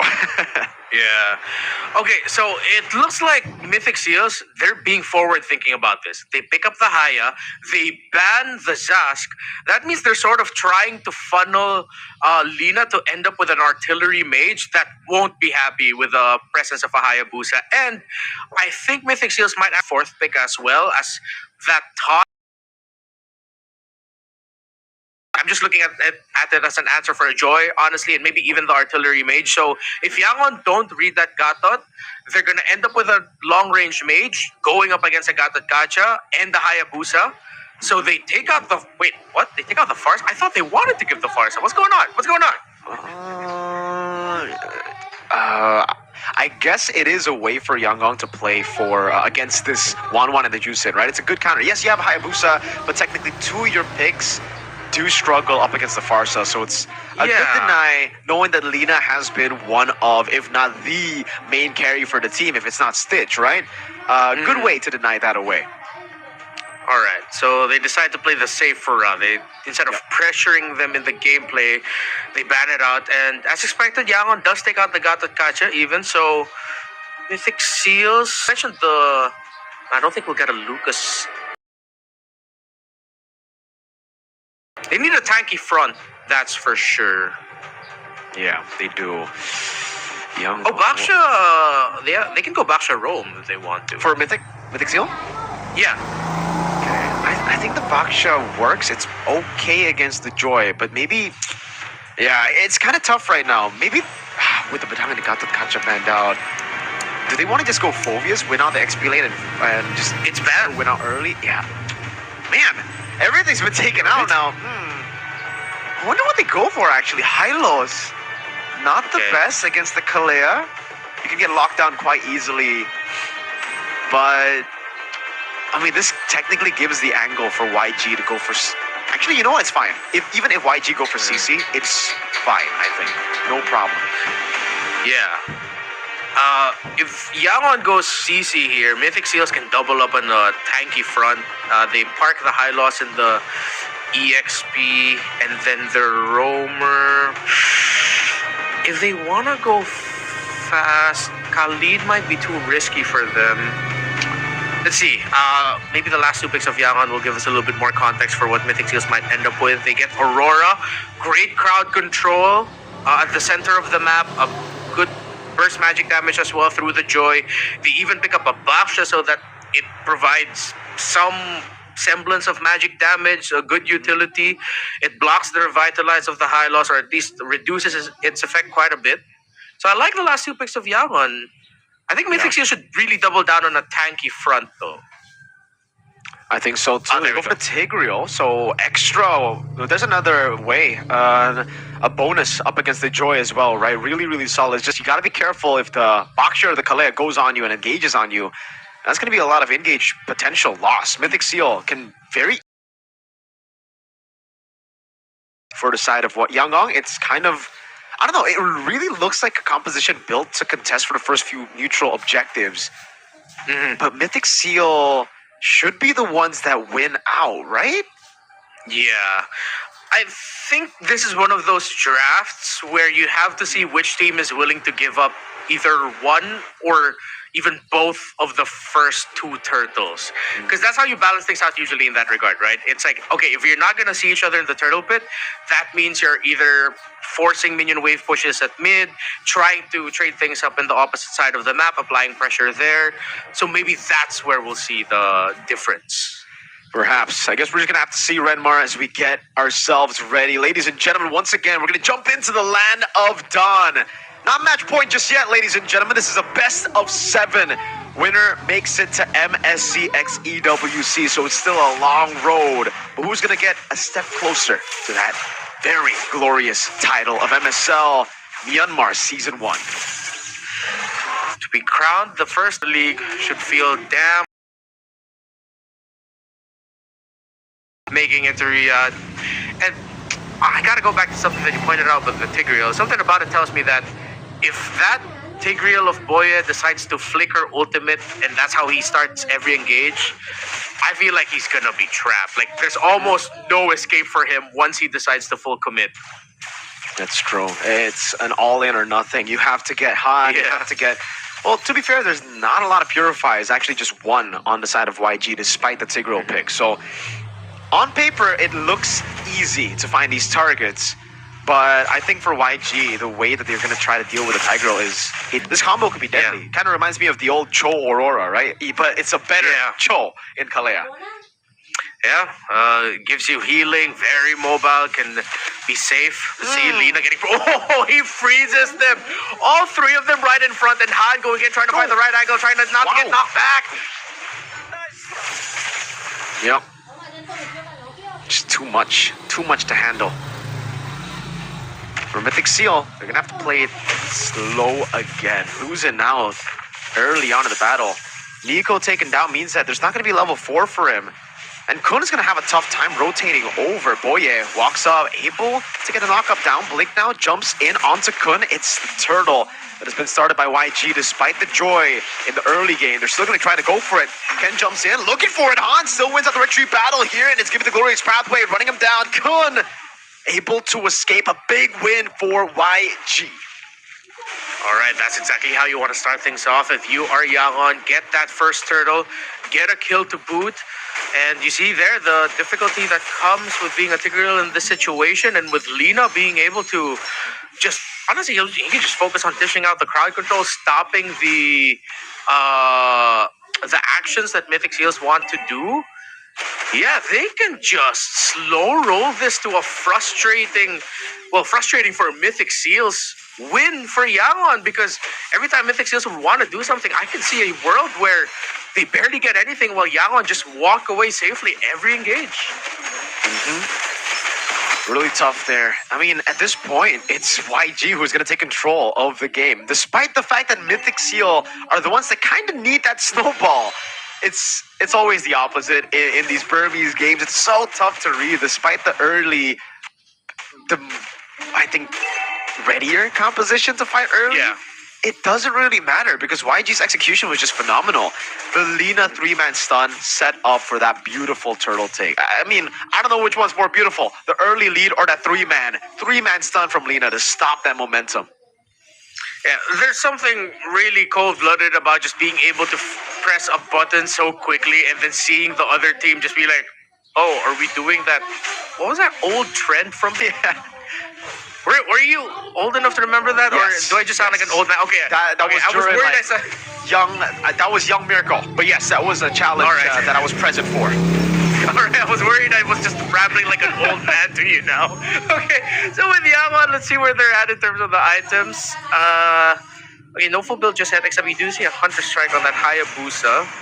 Tough boots on on the Kalea, of course, just so he can survive all the crowd control being dished out by Mythic. Yangon and Mythic for turtle number 2. Ken and Han still both getting their buffs. Looks like they'll be here though. Yangon starting things off.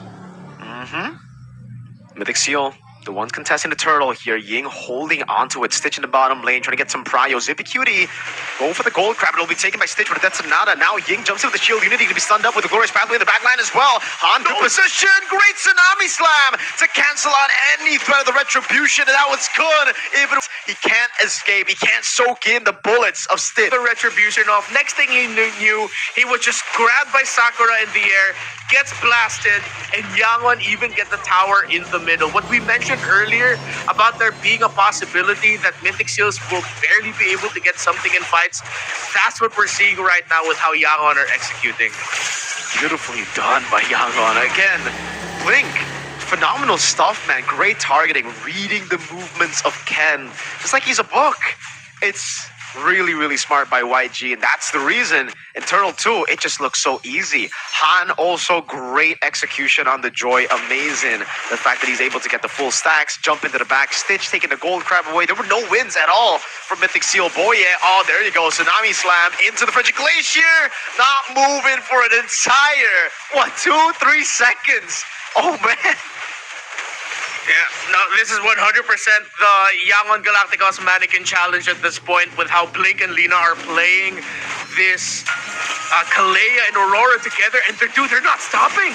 Freeze again. Nico in the back, the quad shadow to secure the purple buff. Not successful. Ken forced to back away as the purple buff got stolen by Han with the retry, and now to add insult to injury, it's also the green camps being taken away from what we expect to be a winning matchup. But knowing Ken on the Haya, same story as yesterday, man, losing against the Joy. Yeah, and we mentioned also one of the conditions that Yangon could do, which is like, okay, wait, Boya concealed. He's actually going to find something good. The Frigid Glacier though cancels it out. Oh, great shove back, but it's still going to be the still passive. Locking him down. Tsunami slam from Blink, locking Ken down. Poisson's on Ying. He's just holding Ken. That's going to be the shadow kill. That won't take anyone down. He'll fall to the music of Han, the electrifying beats, shocking him to his demise. We were just talking about it. So bad for this Tigreal. He's trying everything. He can't get that Aurora down fast enough. If you even just get crowd controlled once, that's it. Blink is gonna jump in, find the catch. Han, Stitch are just gonna follow up with damage, and there's barely anything Mythic Seals can do. They haven't secured a kill, haven't secured any major objective in this game. Nothing. To make it worse, they might even lose another purple buff. We saw a 9-1 stat line in game number 1, Renmar, when the comfort pick was taken away. Stitch! Oh, my lord, Nico. Wow, just had to eat that up. Purple buff taken, just like you said, Renmar. And it really does seem like Mythic Seal, when they don't get their comfort pick on Ken, they're a completely different team. Boy, yeah. Spotted out all alone, isolated from the rest of the team, can't recall, and will be cut off by Blink. Boy, yeah, 0-3 gets an implosion that would have been a game changer had he had, if anyone was there to follow it up. Yeah. But it ends up being his 4th death of the game. Shadow kill? again? What? Tsunami Slam, what was that? Bro, no, not like that. That has to be some tilt in there. That feels a little. That was a tilt moment by Ken. He tried to get stitched down, but with the members of Yangon all close by, I'm pretty sure he saw that there was help for the Granger. He's slipping right. I think Mythic Seals are already thinking about game number 4 at this point. Realistically, they have to, right? If they keep on staying in this game, I don't know. I don't really see a comeback angle here. I might have to, rephrase that, knowing the curse, but even then, I'm not afraid. Mythic Seal, this composition was really built for the early game. At least you need to have an a level playing field by mid-game. This is an 8,000 gold lead by mid-game. It's a 1-1, Jusin, Alt Nico, already Crimson Beacon out of there. Yeah, very hard game to come back here. Shield Unity over to Kun. They should just be free. If Mythic Seal fight this, I think it's just going to be a free wipe for YG. Yeah, it looks even if it looks like Mythic Seals might get a good picture-perfect setup, I don't think they'll have enough damage. Yangon are just blitzing the Lord. Full all in again, no movement. And Ken won't even be able to pop in the Retribution, gets burst, and Nico has stolen the Lord. Will it matter? I don't think so. Han constantly on him, the 1-1 at the bottom lane, trying to get a tier 2 and will be able to do so. But YG will ignore the Lord. They'll look to go for the Holy Defenses, and then they will get rid of the Lord. How did Nico steal that? I have no idea how to use this Retribution, but somehow, some way, the game decided, you know what, let's give something to the Jusin. At that point, that's like the best thing that we could surmise. Because had this Retribution off, that means it was early. That means there was just a little sliver of health on that Lord. That's all of that chaos. It was the Jusin that got the last hit. It buys a little bit of time, but again, we're just Mythic Seal delaying the inevitable. That Yangon can slip up one more time and they'll still be okay. But if this continues to pile up, then Mythic Seals might be able to find a comeback angle. But Kun not. Whoa, Kun still got away. Okay. Wow. Yeah. That was pretty surprising. Very surprising. Glorious Pathway got out of the chain CC. I guess it wasn't combo properly, or the tenacity of the tough boots made YG miscalculate. But anyways, it really should still be a big win. That only delayed the inevitable, it seemed, right? Because it's still an 8,000 gold lead. YG, have they built a few Winter Crowns? Because if they have, Zippy is going to have a lot of trouble getting the crossbow tank transferred over to any of the members. Look at the stacks. Tsunami Slam, locking him down again. Freeze, and this time not even a Frigid Glacier. It'll just be Stitch with enough damage on, what, 4 stacks on Sky Piercer? Yeah. Sky Piercer built second after a rush on the Hunter Strike. Yeah, should be at around 4 or 5 stacks. 1 Winter Crown, although it's in the hands of the box shot. Wait, we might have to double check if that's actually accurate. But if there is a Winter Crown being reflected, that means there's at least 1 on the side of Yangon somewhere. We'll see where eventually it is. For the side of Mythic Seals, again, it's at this point, you're strategizing for the next game, and you're just trying not to add more to the frustration. You're just trying to keep your spirits up. If you find something good, a miracle happened. But yeah, with how this game transpired, the front line are just at the mercy of the Kalea and Aurora combo, Kun and Boye. At this point, I am not going to give Vision anymore. I don't want to give another kill. Because there's barely anything the front line can do. Absolutely nothing. I don't even think we can count them as a front line. They're so behind that they're very, very squishy still. And right as we say that, Lina picks up the Divine Glaive. So any magic defense or any way they would have had to actually prolong the burst from happening is kind of gone now. Lina's basically dealing true damage at this point. They're going to start up the Lord as well, 12 minutes in. Kun and Zippy are the only ones here. Mythic Seal, They got to bank on Boye getting a 5-man set at this point. That's the only way I see a win happening. 2 Death Sonatas and a few Rhapsody bullets. Got Nico to half HP. A good stun from Kun, opening it up one more time. Let's see the conceal from the back, but Blink, good read. Tsunami Slam, but no one's there. Everybody's going to go into the other side. Frigid Glacier missing out as well. An all-in over. Blink there in the midst of it all, taking the damage with the Revitalize too. Ying taken down. Blink's going to be following next now. Oh, 2 for 1. Stitch walking up, looking for the play, but he's all alone. This might be a mistake. Picked up Purify. Stitch able to escape. Ken has the quad shadow. Wind of Nature from Stitch to hold down that damage as Han deals with the Lord alone.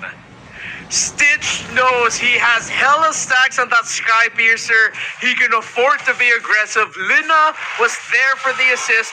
And most importantly, just when Ken thought he could finally get that Granger down, Wind of Nature activation meant that Stitch can just laugh and deal damage. Yangon, I think this is already going to be the end moment for them. 700 stacks on this Granger. Minion Wave's going to crash in at roughly the same time for them.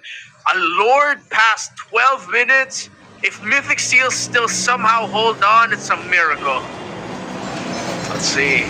YG already going for it. That's going to be the Lord. Marching down in the mid lane. Good shield unity. Catching him. Ken caught in the Frigid Glacier. Still able to get out with the quad shadow, though. Slowly but surely taking him down. Boy, yeah! In the back fighting an implosion. Is it going to be enough to turn the tides around? Nico, Crimson Beacon, Kun walking up. Stitch gets picked up and has the immortality. And despite the big Boye play, Ken won't be able to get Stitch with a snipe. Another one. Wind of Nature. Zippy Cutie trying to save the game. Stitch on it already. Just a cannon minion. And somehow Mythic Seal are able to live for another fight. Han walks up, stacking up again. Stitch with that Sonata. Boye taken down again. Crossbow tag going in. It's going to be 2 kills taken away. Zippy Cutie making miraculous plays. Are you not entertained? Just when you thought they were out for the count, it seems like there's a third element to the name of Boye, and you gotta add a key at the start of his name. That implosion. Asian Roamer to keep Mythic Seals alive. This 1-1, 4 kills, no deaths, 2 assists. The crossbow of Tang in the clutch. And Yangon are still in this game. When they were just about to end it, they still have to keep playing. And now you're thinking, what if this time the tilt and frustration are leaning towards Yangon? That was a ridiculous set of skills, I would say, for Mythic Seal. Individually, all of them had to play it perfect there. Nico with a dive in the back, baiting out the immortality, picks Stitch up as well. Gave him a triple kill, and now he's fully stacked on the Sky Piercer. Tsunami Slam, Frigid Glacier, there you go. The fully stacked Sky Piercer dealing so much. Kun lost his life so quickly. Just one combo when he's done. Mythic Seal need to fight before that happens, before YG can get a pick off, because every single the cycle of skills is up. There's no real counterplay for Mythic Seal. Yeah, and Mythic Seals, the frontliners really need to start talking. If someone wants to hold the shrub, get vision, there needs to be at least 3 members of Mythic Seal nearby to respond instantly. Not walk, then respond. Yangon has the advantage for this potential last lord of the game. Blink jumps in, onto him for Glacier, locking him down as well. Han in the back line, jumping in with electrifying beads, and it's going to be Zippy walking away. Crossbow tang, use up into the Winter Crown. Zippy baited in, and now shut down by Stitch. The big plays in the end won't be able to amount to much as YG look for the end. No tilt, no frustration. Yangon look determined. 5 versus 3. This looks like this is it. Stitch has the win of nature, even if they're able to somehow get close to Stitch. There's so many ways to counterplay. Shadow kill in the back, Han able to escape. Frigid Glacier in the base, trying to predict. Ken gets away to the quad shadow in the base. Stitch is still looking for the play, trying to get the kill. But YG, the rest of them, just want the base, the crystal pop to give them 2-1 lead in this series. Moments of hope there for Mythic Seals, especially in that second to the last big team fight, that big defense in the base. But in the end, it was just to crawl back. All of the control on the side of Yangon, and the Kalea and Aurora setting things up Now Mythic Seals is looking at that Joy thinking, wait, if we play the Joy really well and they play... Well, we're gonna see a lot more joys from Han. That's what I'm expecting, right? You want to take it away as much as you can away from Ken. Ken does amazing on the Joy, but for some reason on the Hayabusas, the Suyos, the other meta picks, we just the Mythic Seal Ken. We've just been seeing a random Ken going around on the Hayabusa again. I would say very underwhelming. Not to say that it was his fault. I think as a team as well, they just don't connect that well when they're put in a position where they have to win in the early game. They're much more of a mid to late game team for some reason. They always are able to make these comebacks happen. Oh, it's starting games, man. I think at this point, give them a composition that scales. Give them a composition that just looks to trade in the early game to play around their power spike mid. Yeah, and I think at this point we've seen enough that it's already a fact, because you have the Tigreal as one of the lowest roamers you have in the game, and then it seems like it just magnified the problem of Mythic Seals, where, all right, you have a slow-moving roamer, then suddenly they just cannot find any footing at all. Yes, gotta point out that the Tigreal was already dealt a bad hand, considering that he's up against a Kalea. He was up with that. Every time he'd get into position, even Kun on that high loss, they would just instantly get picked and blasted. Even when Yangon didn't have the lead, they knew that they can only do so much to us in the early game right now. They have a juice in the center of the map. The Hayabusa needs time. We have the Joy on our side. Okay, we can be aggressive, they can afford it. So, yeah, I think now that has to be like the clear priority for Mythic Seals, wherein get something similar to game number 2 and the games that you've been able to shine in this playoff so far that can scale up relatively quickly. If not scale, at least trade far better in the early to mid game. Way easier said than done here. It really just seems so scary too, so difficult when Stitch is on a Granger. He is so good at playing in the back, but also knowing when to walk forward, knowing when to make those risky moves. Here in this game, it really also kind of reminds me of how brilliant he is in the itemization department, right? Firstly, 16 kills. We got to talk about that. Crazy. 16 kills in a game like this. It was a dominant game, yes, but it was dominant because of him. He was just precise every single time that Sonatas were landing, just like he had an aimbot. Last game he went War Axe. This game he went Wind of Nature. Just the little things, the subtle things here and there that he does on the Granger elevate his play. Yeah, he was locked in right now. He answered the call of duty, and it looked like he was just playing Modern Warfare in the Land of Dawn with how locked in he was with this Granger. Everything he was just able to make work, and even those pokes were one of the reasons as to why the front line would melt. And if it's not the front line, he would even find those angles where Nico's like, all right, I'm here to... Nope, I'm not here anymore because I gotta go back. The Granger peppered me enough. So it's not that Mythic Seals has to ban the Granger, but more so that they can't end up with a draft where they cannot reach Stitch comfortably. They need to have someone, not just the jungler, not just one hero, but at least 2 options so that you break the formation of Yangon so that Stitch isn't comfortable. How do you do that though, right? Yeah. Right now, the thing is, they've only ever done well on for Ken, on the Joy, sorry. So what do you do to enable or to get that pick firstly? It really comes down to how they get the Joy. Do they just first pick it at this point? Because I think they did have an angle to pick it up early, right? But they would have had to play it against the Kalea. That's the problem. You at least have a blink in the Hayabusa. On the Joy, you're even easier of a target to lock down on the Kalea. So it's kind of a forced error anyways. You either play a hero that you're not as comfortable at, or you play the Joy and you're up against one of the main counters to it.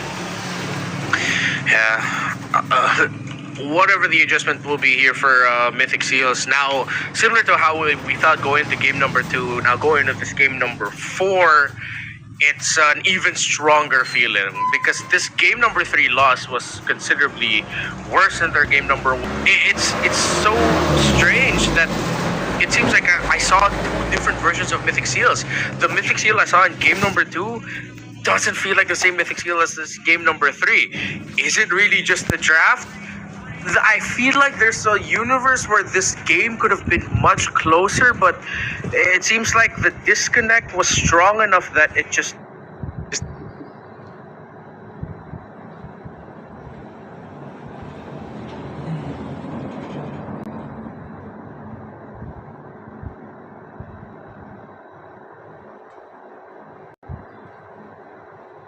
would let this go. Yeah, because here's the thing. Ken is not just using the Joy as a hero. Now, the Lord looks like is going to get taken down. Han is going to try to contest it, but Ken still able to get that Lord. Nico, everyone else coming in from Mythic Seal is going to disengage. And this is just one of those days, man. One of those days. Like, even one of the best Fanny users in the world, they have one of those days where they haven't played a Fanny for 3 years, and then they get it, and then they just get rusty. It happens. It happens. Free Lord over to Mythic Seal, 4,500 gold lead, and YG's composition, that win condition is completely gone. At this point, it's just a slow roll for Mythic Seal. They're really just rising to their item power specs, and they're going to outscale YG very, very soon. Stitch is the only guy that can make this composition still work by scaling into the late game. And this is also the reason why I would have preferred something like a Farsa over the Feramis in the mid lane. If you fall behind, there's no plan B. Your plan it can be Farsa and Granger, more dimensions to play with, and now they really just become slow build. Shadow Stampede not even landing there, and they will be able to get a few waves in towards the base turrets. Lord of the bottom lane shoving in already, getting the charge down too. Spin of damage over with the Holy Defense procced. Okay, right now we're looking at the minions down bot, pushing in, but Mythic Seal, they're not really forcing it out. Mirko, if you get this draft and you still lose, isn't that like just nail in the coffin, never letting this Joy go? Because, bro, like that's at this point, it's a lucky charm, right? It's a lucky charm. Like, with the Joy, he might be even able to take down TLPH. Oh. Too far? Maybe, maybe, yes, right? though, right? Who knows? Right, maybe. We don't know. They'll have more of a chance than if Ken goes Suyo or Haya, that's for sure. I'll give you that one. Purple buff contest. Going in. Has the guy to win. Ken's just going to walk up into everyone. No one's there to really punish. Electrifying beats and Radine steal for the purple. Yep. In terms of the gold lead, 6,200 gold behind here for YG. At this point, it looks like they listen to our conversation, and Ying and Han is trying so hard not to go 0-2, but with the cost of not really doing anything in terms of damage here. Looking at Lina, having the glowing wand as well as the lightning truncheon, you do have enough damage, personally for me, but it's not too bursty, and it's not continuous enough. So whether Han actually gets a good flash combo is really the answer of them winning the fight or not, because Ying can zone all he wants, but Han needs to deal enough damage to just threaten them a little bit. Lina splash damage and then let Stitch finish the job. If Han doesn't work, the entire composition no longer works. Ken walks up, which five beats. Oh, Lina forced to take the guiding win. Oh my damage! Ying obliterated. Lina with the late Nether Realm, and I think it's kind of cooked. You can see Nico and Kun recalling on the corpse of Ying. No Maying Phobius today. Yep, I mean, as long as it does rookies, man. I think that actually might be the case for Mythic Seal. They're just looking at it and they're like, what the hell? Huh? You guys can maybe ask the AI on the Infinix AI Infinity phone, the Note 50 series, to find a reason, to find a reason and to find the solution to how YG actually lost the first turtle with this draft. It's like asking AI, it's like, hey, can you create a new color? And then they'd be like, that's impossible. And then it's like, why is YG losing? Okay, imagine this color. Okay, if Nico died there, yeah, we just have to shut up. Wait, Nico's already very low. He has to recall, right? There's no regen on him too, no revitalize. This ends up being a pretty useless lord, but we'll see how they're able to utilize it still. They're shoving bot. They're going for it. Okay. Dude, Nico is like, Nico is saying, I only need half of my HP. That's enough to take down you guys. Oh, that's my Kun! What a fist crack finding them all. That's why he doesn't need HP. When you have a front line as crazy as Kun, does not matter. The equalizer from Mythic Seal, 2-2. No more. No more. That ends today. That ends right now. Another equalizer here. YG Mythic Seal went from a best of 7 to a best of 5, and now it feels like a best of 3. The next 2 to win. And at this point, if the Joy doesn't get banned, we might actually go for a full. So at this point, don't ban it. If they lost to that, hey, now I don't know whether to say like Mythic Seal are legendary for that, or if YG just really dropped the ball, because this is one of the moments where I feel like they just dropped the ball hard, man. That first turtle, oh my god, Sacred Beast at Another Realm. That was an oh my god Mirko stream moment. You know, it's like an emote almost. It's almost like they were like, haha, look at our ults, boom. Oh man. I mean, maybe just picking up the Joy does that to you, you know? Like maybe if I went up against Ken using the Joy, and I don't know, a Minotaur, I would ult the minion wave, right? Maybe that's the effect. Maybe that's why they keep on winning. They just have this psychological factor where Ken on that Joy just makes you use your ult way too early. Yeah, way too early, and then the recall started happening. At this point, I'm not going to be surprised if Mythic Seal take full control of the series. You know, momentum is on their side as long as they get Joy. YG, I think, don't overthink it too, right? Like, if the Joy is consistently the problem and consistently how Mythic Seal are able to win, maybe you ban the Joy over the Lo Yi, you know? Like, Look, Mirko, I don't care, right? If I'm on the grand finals and my opponents have had 3 straight wins on the Layla, and I keep getting the Fanny, the Ling, the Hayabusa, and I still can't kill that Layla, dude, I'm banning that Layla, man. Like, how is he? How many MVPs have Ken gotten every time he got Joy?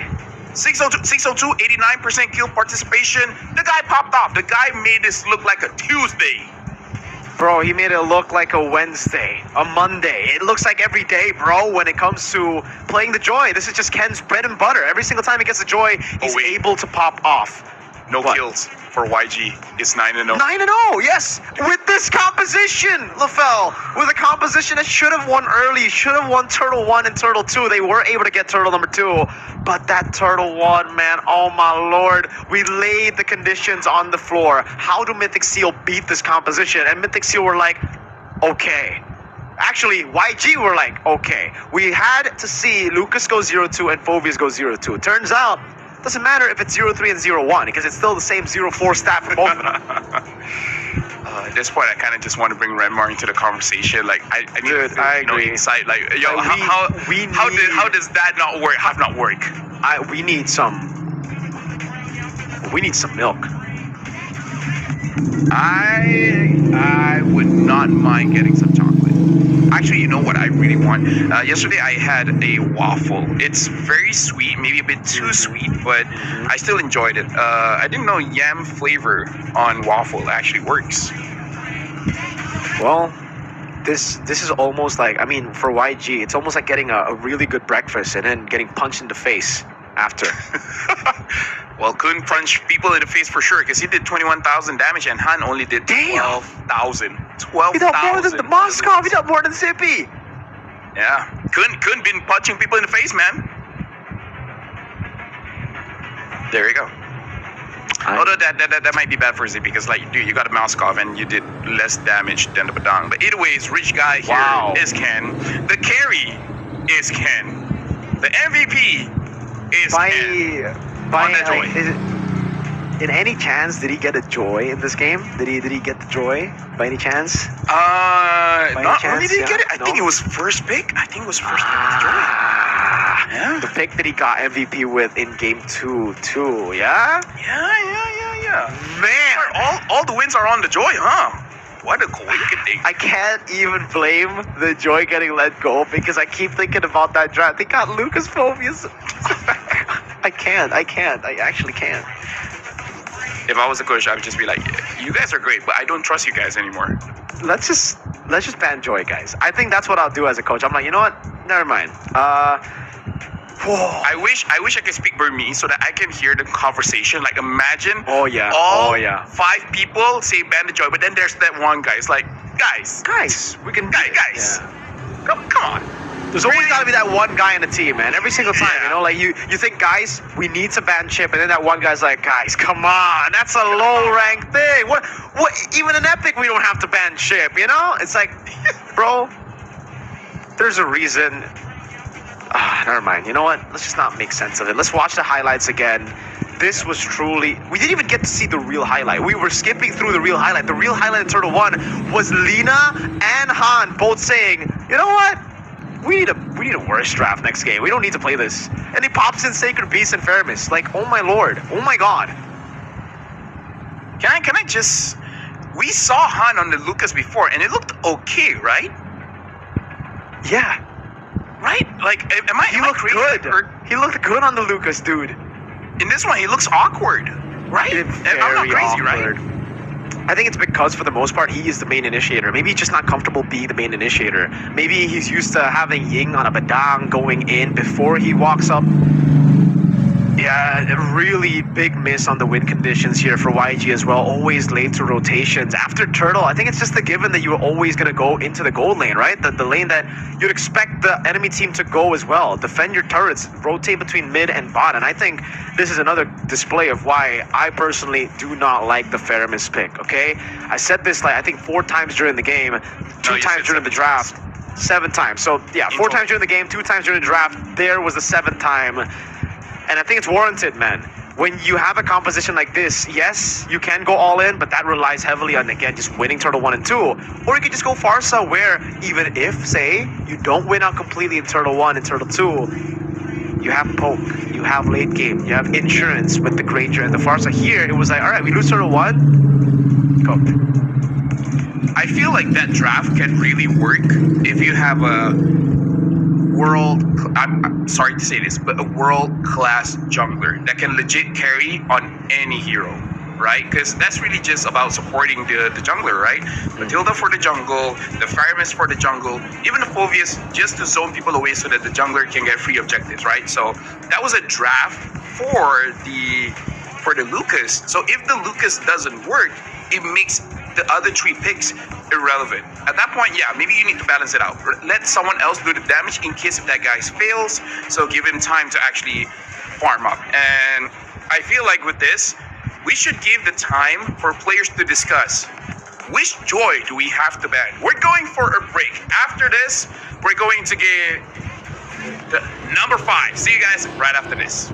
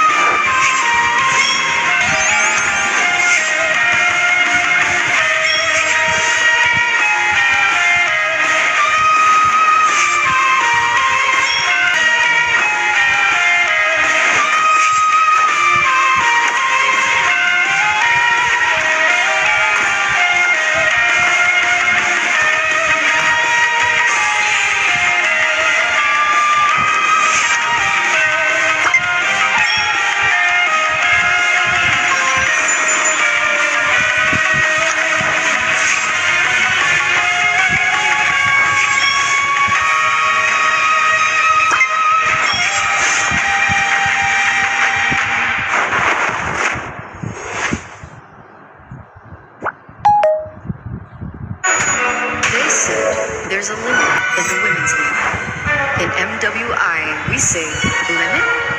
Watch us bounce. From the MWI queens everyone knows, to the stars who came out from nowhere.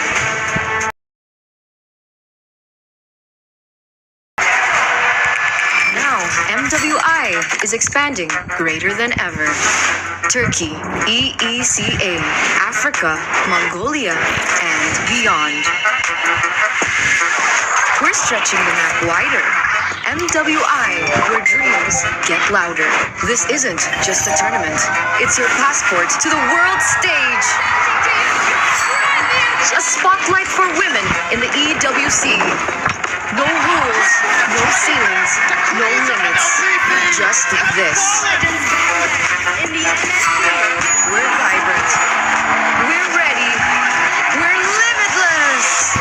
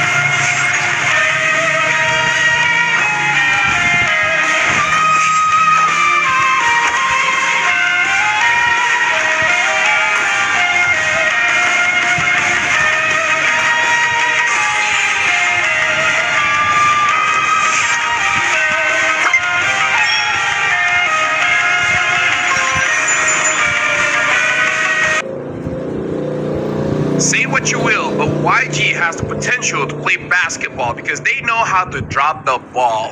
Going up against Mythic Seal, had an opportunity to go for a a stomp. And then just making it a 3-1, but they couldn't do it. Now it's a 2-2. Welcome back to the Grand Finals. My name is Fel. Alongside with me is Renmar. What's up? I think it's clear to everyone who's been watching this Grand Final so far is that there have been some absolutely glaring moments that have dictated the games and thus dictated the series. So far, we've seen 4 games determined by the fact that one team had some errors, whether it's in the draft, whether it's in the actual execution of their ideas. Something's really gotta shaping up for these two teams if they want to force a game 7. Actually, if we're gonna follow logic, we might actually get to a game 7 just because they keep trading dominating wins. Remar, I asked you earlier that's no way we're gonna see the joy again, and then we got the joy again, and then the joy didn't even die. Yep. If I see in the hands of Ken, I'm gonna lose it. I will kick a child. I don't know. I'll do something. Maybe not that. You know. You'll kick a chair underneath. You said chair. Right? I kick a chair. A chair. Yeah. One of these chairs. Kick the chair that you're sitting on. One of the chairs that's there in your house. No, I get it because it's glaring already for Mythic Seals. Their main condition is simple. They get the joy, they win. Anything else doesn't matter. Anything else, you have a good shot of giving them a good fight, making them struggle. Even if you lose with them not ending up with a joy, at least that's something that can be rectified. Clearly, Ken was born to play joy.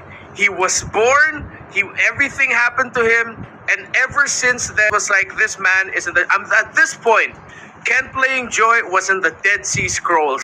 Joy MLBB. Yeah. Actually, now that I say his name, I could make a different joke, but I don't think that's good for broadcast. Yeah. Let me... Do you know? I can type it out. I can type it out. Okay, type it out. I'll react to it, but then I won't say what it is. Okay, there you go. All right, so according to LaFell... No, I'm kidding. I just thought of it and that would be funny, but I won't say it. Yeah. You know what? Hopefully, again... I really hope things shapen up here. If we are going to go into Game 7, I hope these last 3 games are closely contested, shows more of their bright spots. To be fair, the bright spots we've seen, again, they come from dominating performances because of glaring errors from the other side, or glaring errors from at least 1 or 2 members of the other team. But it seems like teams in Myanmar, once they see that they're in control, dude, they barely lose it. And this is coming from the fact that Mythic Seals, one of their story heading into this was they can drop the ball, they can slip up. But the 2 wins that they've gotten in the series was them completely taking control and not losing it. Yesterday we see a lot of Kimi. Today, absolutely no Kimi. We've seen some bans, haven't been picked up so far. And despite not really, Jushin hasn't been super top pick, but Nico has been popping off on that one. I wonder if they do get the joy, but because of the recalling, they end up losing as well. And there's the joy, now there's life in this game. To the absolute surprise of nobody, the joy is finally back. Taken out, making sure that it doesn't end up in the hands of Ken. And now let's see what Mythic Seal has prepared for this moment. That they will not get a Joy Prio. That the Kalea is not in their hands. The last time we saw them in game number 1, where they were on the blue side, they rush picked the Harith, and they were counter drafted like crazy by an export Zask surprise pick. And now the Herb gets banned out. So if Mythic Seal is not banned out, they will probably go for that 1-1. If it's not the 1-1, I don't know if they will consider the Lu Yi, but I'm pretty sure Mythic Seal really wants that 1-1. So YG, they might either ban out the Badang or Chip here. Yeah. I feel like whatever choice Mythic Seal... Or Lu Yi. You know, this might actually benefit Yangon more, because Mythic will only end up with 1. So whatever Yangon ends up with, I think it's going to be a Badang +1 most likely. Badang or they're not. Yeah, but Badang Granger, Badang Chip, Badang centers around the Badang, because in game number 4, the Badang played very well. So I think that's also something that they have to consider, that they really have to respect that pick on the hand of actually not Kuhn. Kuhn? Kuhn, yes, Kuhn. Actually, now that I think about it, if they do pick up the 1-1, eventually you might be able to counter with the Iritel third pick. So maybe even like a Badang Hayabusa. Maybe that's what Mythic Seal is also thinking about. Do they want the Hayabusa or the 1-1 here? Because you got to get Ken on a good hero. Yeah. There's also a possibility that Ken might end up with an even older assassin. Back in the day when he was still a member of Team Falcons, he did... excuse me, not Team Falcons. Falcon Esports. Have to be very careful about the distinction. He is also a prolific Ling player. So if they want to go mega macro on this one, the ultimate of the chip plus a Ling actually fare well because you set up for the Tempest of Blades better. That might be an option down the line. Yeah. So now YG, I still feel like Hayabusa Badang should be pretty good. The Badang make it so that even if Ken gets a fighter in the jungle, you should have some counterplay to it. In fact, we saw just now, Kun on the Badang deals more damage than the Moskov. I don't know if that's good for the Badang or bad for the Moskov. Yeah, I think they'll really have to choose. I think they just 100% route with a gold laner. All right, great journey. Whoa. Okay, I'm still all right with this. Sorry, I got startled a bit there. Yeah, same here. Yeah. I'm thinking Jushin here because Nico has been so comfortable on it. Yeah. Jushin Irithel maybe? Jushin Irithel looks good. If there's a Prio EXP like Glue hasn't been showing up, and if Lina isn't all that great with the Fermis, then hey, maybe you're not that scared. Maybe you're not that worried. Yeah. So honestly, you could. All right, Lucas chip together. Okay, great aggressive combo. Mythic Seal can take control here. Then will they go Juicing or something with a bit more burst damage, just to change things up? A Valen. Oh, they go Valen. Yeah, make sure that they don't get countered themselves. So good opening, but I feel like I had this conversation before, but that team lost. Yeah. It's okay. Did that happen earlier in the series? I think G actually, and then third. Yeah. Yeah, because Mythic Seal third pick the Joy. So now YG third pick. I'm not even sure if the Hayabusa is the best, but I feel like it's still because going up against the chip that makes it difficult for a Hayabusa. Maybe delay your jungle pick here because I don't know what is really good. Even the might have some problem. I agree with you because even if you go into the second phase without your jungle pick, 2 bans mean that you'll always have at least 2 options available in the meta right now. You could even swerve, but nah, they still want to go Hayabusa. Might be risky. Yep. They will have to 100% commit a ban on the Hilda, though. I wouldn't want to see them consider picking up the Hilda 4th pick. It might be a bit awkward paired up with a Badang against a chip. So better they ban out the Hilda here. No, I do agree. The Hilda is going to be pretty impressive. I wonder if they will consider a pick like, I guess the Phoveus. The Phoveus as well as the Hilda is really the big problems here. I would consider Iritel as well because that could be bad because Chip portals in and then Iritel comes in with the Lion with Leo and there you go, Iritel ban. Yeah. Smart ban by Yangon. We were seeing eye to eye there. Really, if the Iritel gone through paired up, even in the laning phase, could have been a struggle for Stitch. So, I'm thinking if Yangon might want to consider. Is there any mid that's problematic here? Like maybe Aurora? Yeah, I think an Aurora ban is warranted. Just considering we saw like what Lina happened. play it. Yeah. Okay, so you take out the Aurora, then you're left with a strong burst. I mean, Vexana has completely fallen out of favor in the meta. I don't think we will see that. Yaman might even be trapped with a Novaria pick later on. Alright, Jushin, respectable ban. The other pick that Zippy Cutie, like now you gotta consider, do you wanna take out the 1-1 or take out the Moskov? I would say both are quite okay considerations for the ban. Either or, considering that Yangon, if they open up the 1-1 for themselves, that means they're already thinking about burst. I wonder though if they're still. Wait, Hilda. Like you said, Hilda might be a good band here. Yeah. Okay, there you go. Oh yeah. Okay. Yeah. Completely forgot. The hill. Yeah. Same. It like slipped my mind too. I think there's somewhere in this draft we'll see either Hylos or Gatot show up along with the Phobias. I feel like if either or, they would prioritize banning out the Gato, because I feel like the Gato has been banned quite a few times. I feel like Gato Aurora is okay. Aurora maybe a little bit niche. Maybe they feel like it was just a fluke. Lina just had a good positioning to do that. So Gato does seem pretty okay in terms of the ban.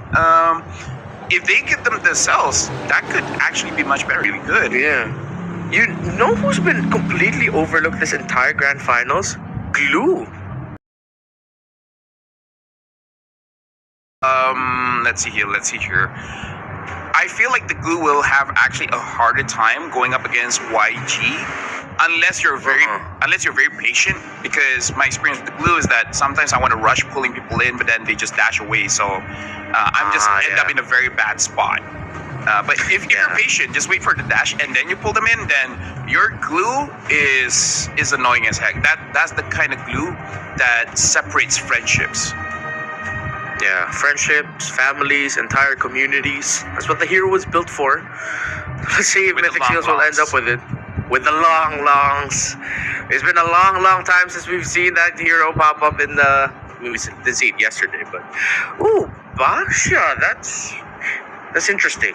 Now, actually, the Glue is looking pretty good, because you can actually handle the Boxia because he doesn't have a dash. He rolls, and then you'll be hated, but he can't dash away. It might lean towards either Glue, Hylos, if they want to revitalize Glorious Pathway. I like the 1-1 that you mentioned. We might actually see it pop up. Unless Mythic goes for an absolute super swerve and they go export jungle, they put the Lucas in the EXP. Oh, I don't mind that actually. I don't mind that. Later on, it's going to be trouble with the Granger, but you'll cross the bridge when you get there. Just win the early game. So there you go, the Glue. I like that we're actually ready to draft and the 1-1. Hey, we're kind of good at this. Yeah, I think this could be our jobs. Farsa? You know? I like the Farsa. Yeah, just to deal with the 1-1. And then just ignore everyone else. But then are you willing to give the feathered airstrike to the Valentina? And you're up against a chip. Are you willing to be static? Well, then maybe the Aurora then, right? It worked before. It gives a lot of space, and then makes it easier for the Hayabusa to actually get his quad shadow in. Other than that, if you want to be super safe, I guess the Novaria. Oh, the Kimmy. Completely forgot about the Kimmy for this one. And we just talked about how there's no Kimmy in this series. And then Finally got it. So the two heroes that we both mentioned has been kind of missing in the in-game action finally pop up. The Glue for Mythic Seal, the Kimmy for Yangon Galacticos. I'm thinking though, there's something about the lineup of Yangon that I feel like if they lose this early, it's so devastating to try and make a comeback, because they are not an early comp. They are 100% wait for Kimmy and Granger to get their items comp.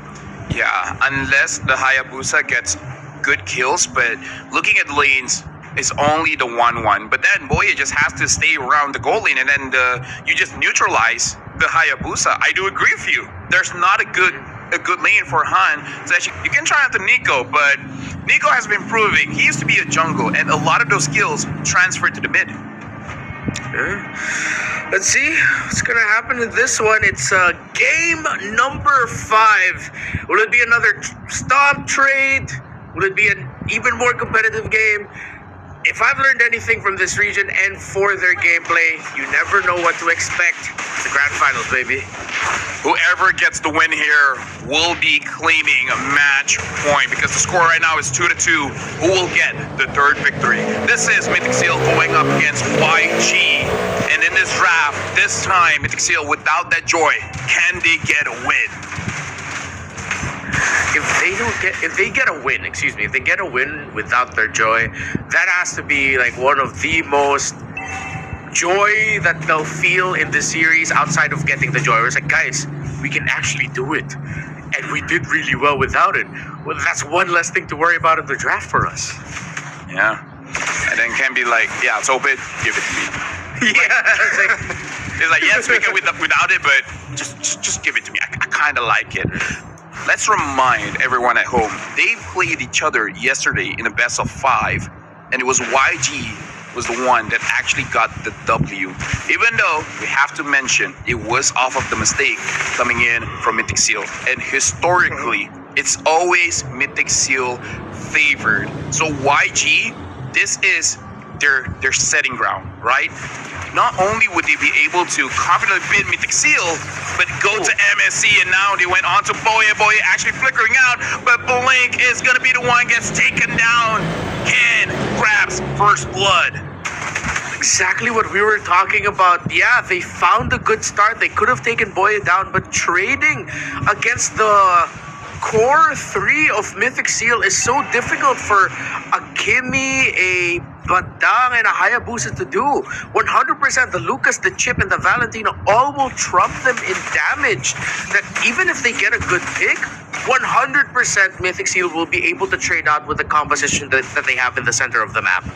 Unless Mythic Seal just completely whiffs a lot of skills. And now looking at the turtle has been started. Ying trying to push people away. Nico doing significant damage onto Ying. And they got to be careful because between the Hayabusa as well as the Lucas has a better time, but now Boye got caught. He uses the ult here, but Boye gets taken down by Lina. The fight continues. Ying actually takes down Ken. Saying about missing abilities. Now, Mythic Seal, they're the ones gets taken down. Oh my goodness, Ying, I did not see that coming, neither did Kun. And Yangon, just like that, turned things around. The sheer willpower of this Baxia with a Revitalize was the difference maker. Tortoise's Pusans also dropped down. Oh my god, I did not see that coming. Yeah, now Lina, quite early, getting that concentrated energy, making it so that you can stay in the fight for a long time. Not just with the sustain, but with the build up of the damage as well. Funny how whenever we say like, oh no, this is bad, they're in a bad spot. Oh wait, they just got a few kills. Oh, now it looks better now.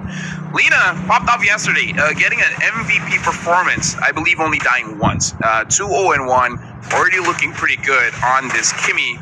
And unless Boye gets a good flank, no one can get on top of this Kimmy because the Kimmy is very, very slippery. Facing an opponent that you don't expect is dangerous. Facing an opponent that don't even expect what they're doing is even more dangerous. I feel like that's like the learning I'm gonna get after this grand finals, where it's like if your opponent even doesn't know or completely understand what they're doing, that is more terrifying than anything. And with how Yangon are playing, with how Mythic Seals are playing, for wanting to take that fight, they take this fight in the bottom lane. But look at Ying, an absolute wall in the bottom lane. Is like, I'm fine here. I don't even need to pop my Revitalize. Though he did use his ultimate, so that might be the timing that Mythic Seal, or the condition that they wanted to remove before the turtle spawns in 22. It's crazy. There's absolutely no change on the Baxia. It takes Kimmy to come back into the meta for people to realize, like, hey, why did we stop using this guy? It's kind of cracked. It's kind of good. Anti-heal is amazing when you don't have to build for it. And now, speaking of which, the turtle is spawning. Looking at all the spells, everyone has everything. Even Ying on that Revitalize. So if they want to go for a team fight, everyone is available. The question is, how does Mythic Seal go for this team fight? Does Kun start off? Do they wait for Boye with the portal? Or can just say, hey, I can do 1v5, no problem. Hold my drink. Yeah, I think it has to be earlier. It looked like Yangon really ready for the entry of the chip. It looks like the Glue's going to be the first in the target. Kun able to still get away. Boye fight the gang angle, but just like that, Yangon back off. They were ready for the entry of Boye. Turtle, no one full committing just yet, but Mythic Seal have opened up the bottom of the map again. Decided to split push instead. It's going to be a longer dance for this Turtle. Yeah, I feel like Ken really wants to rush those 2-item power spikes because that will really help out. Nico now, oh boy, use a teleport, gets onto Stage. Stage tries to run away. There's nowhere you can go. Ken secures the kill. Hun gets the turtle, sure. But now Ken, with the War Axe, he will be ramping up higher and higher in damage as the fight goes. Good trade though for Mythic Steels. They decided to give up that turtle. They got a kill up top onto the gold laner. They'll get their 1-1 out, but in the bottom lane, looks like Ying and Blink will stop Ken from being able to defend the tower in the bottom. So trades across the map. Both teams playing to the macro. I'm liking how this game is going down more. I think this is the closest game that we've seen so far this series. Yeah, looks more balanced. Yeah. A lot of dithering, seesawing, not really a single stomp. We don't see anyone making huge mistakes, and we're just seeing that team just trying to outplay each other. So yeah, definitely looking pretty good. Lina now having the Blood Wings is going to be a bigger problem soon. I'm really looking at how Mythic Seal can take care of Lina, because if not, going to take over the game. Because at the late game, when everyone skills up, I would say YG has the advantage here. Oh my goodness, they popped and found Ken. That was just Ying providing vision and Han deciding to go in shadow kill. Ken gets blasted in the map and Yangon looks like aren't completely phased by what happened in the previous game. They're making the right decisions across the map. Yeah, and now Boye is holding that bush. Even if he does use the shortcut, I kind of doubt that they're really ready for a kill. But now that Ken is up, he wants to go onto stage. Shortcut comes in. Ken gets the kill onto stage. And now no one can help out. Everyone disengage. And put the cherry on top. Even the turtle spawns there. Yeah, you can't blame anyone at that point. At that point, it's literally just accepting reality. It's like, this is what it feels like to go up against a chip. You know, this is what happens to us. And now Yangon will have to try and contest this turtle if they will, with just 4 members. They don't have their gold laner right now. Stitch has returned to the map, but it looks like Ying is going to get trapped there. Already popped the revitalized Tortoise. Q-San's keeping him alive as well. Crossbow tag already committed. No ultimate here for the 1-1. Han goes in. YG goes in, but Ken gets the retribution. He gets the turtle down. Hayabusa down as well. Make that a double kill for Ken. He's going after Ken. Has taken too much damage. He backs off. Meanwhile, another kill on the board there for Nico as he takes down the Baksha to boot. Oh, it's starting. It's starting. Kun and Nico trying to show up. I like when Nico gets an aggressive mid lane, man. But something to note, I saw signs that actually YG can control this like crazy, because we talk about how the Baksha is good against the Kimmy. Now to think about it, it can be good against the 1-1 as well, because he took the entirety of the crossbow of Tang and it barely hurt him. The one that hurt him was Nico and Ken. Yeah, I was surprised too. I was waiting to see the health bar go down quicker, but wait, it's para by Lina and Blink. Let's see if the 1-1 will have enough damage. Only up to 2 main items. Had to build the Wind of Nature, so went for defensive for the third. Let's see if Ying will be able to absorb the damage of the 1-1 later on. Again, another fight at the bottom. That looks like Kuan got caught, immobilized, and now Han goes in with the Ogi. Hits the longs, the glue, making the Hayabusa be like, bro, what you're targeting? I'm still here. That was unfortunate for Han. I was wondering, it's like, wait, what is this hitting? And then you pointed it out. It was the longs of the glue.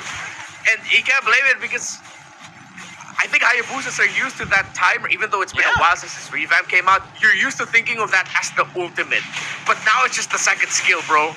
Yeah, not gonna lie, even I forgot. I was like, hey, there's no damage. And it's like, bro, of course.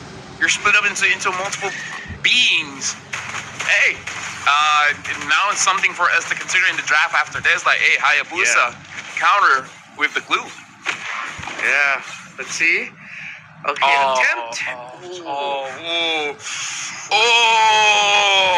Bro. Oh, at 10 minutes. When the Lord is gonna come up, now it's really game time. I feel like Mythic Seal, if they can seal it in the next 5 minutes, they're good. If it gets longer, man, hey, maybe the Kimmy will do work. Maybe the Granger will do work. Maybe the Baksha will be too much for Mythic Seal to handle. In the closest game we've had so far this entire grand finals, now we wait with bated breath. The first pause of the day, as this might... Let's see what happens. Of course, we know we gotta do our best to give a good environment for players, but what does this do for the momentum that Mythic Seal have found themselves in? Because the players are not allowed to re-strategize at this point. That's true. Yeah. But if you're Yangon, that's a moment for you to go, all right, we have a moment to breathe, guys. Yeah.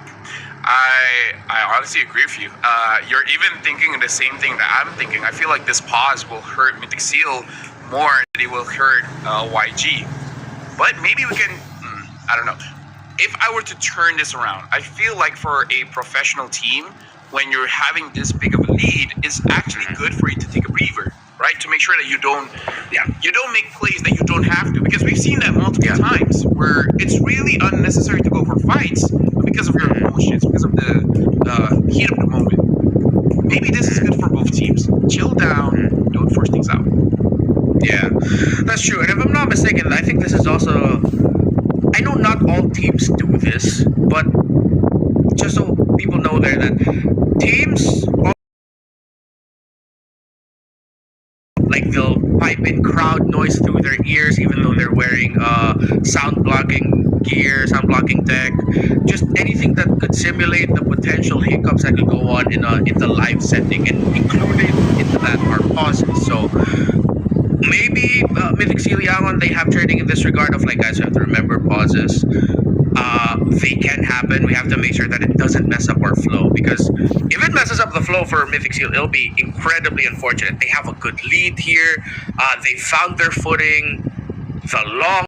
At least we gotta say that it didn't happen while they're doing the Lord dance. The Lord is about to spawn. Yeah. I would say if there's any time for a pause, this is actually a pretty good one. 10 minutes in. Yes. I feel like during a Lord dance, that would be one of the worst times because you just lose your tempo. Yeah. YG. As of right now, I would say it's still Mythic Seal favored, right? Mm-hmm. Yeah. The only thing that makes it difficult is really that Kimi, because honestly, this game might go where Kimi is absolutely deathless, because even Ken is having a hard time getting onto that Kimi. This is one of those situations where you kind of wish you were an EXP Lucas, just because then you can have the flicker, right?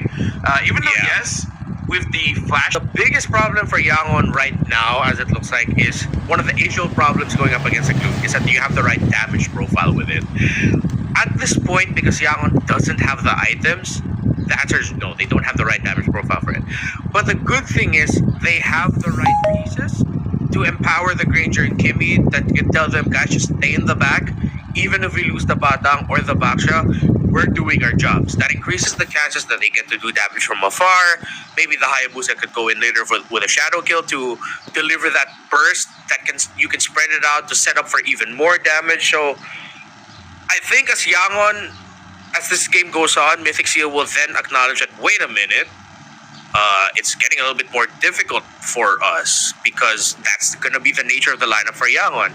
The good thing is, though, you're in the position right now of your Mythic Seal looking at the game going like, we can end this in the next 3 to 4 minutes. Yep, and again, we got to talk about what's at stake here, because getting this win means that you are at match point. It means that your opponent can no longer afford a mistake, either in draft or in gameplay, because will put you in MSC XEWC, and every team all around the world, this is what they're gunning for. This is what they're aiming for. And now we're jumping back into the game. Mythic Seal still controlling the Lord. And then YG here looking at Blink, trying to find an opportunity to actually go in. Nico takes away that fist break. Okay, gets the ultimate off the Badang. That could be big later on. It's only a small lead here for Mythic Seal, so Yangon definitely has a chance to turn things around. Maybe a miraculous steal by Han and the Lord could be one of the things that they're eyeing at. Make it look like that they're going for a full fight, but they're actually just setting up for the retry. Then they all back off. See if they can actually find that. Now they see Ying being in the front line. It looks like they were trying to entertain the idea of actually taking him down, as well as stages check. just to deter them for a bit. 1, 2. Now it looks like Mythic Seal, even though they're losing a bit in terms of where they're positioned at the Lord, But look at down bottom. The Lucas is slow pushing that one. So they're trying to play the back row game here against YG. Yeah, they sent the Granger back. Kimmy also pushed back a bit, although he's there paired up with Blink to clear up the middle minion wave. Still looks good for Mythic Seal, honestly. Again, they have the chip with them so they can call in reinforcement very quickly. Yep.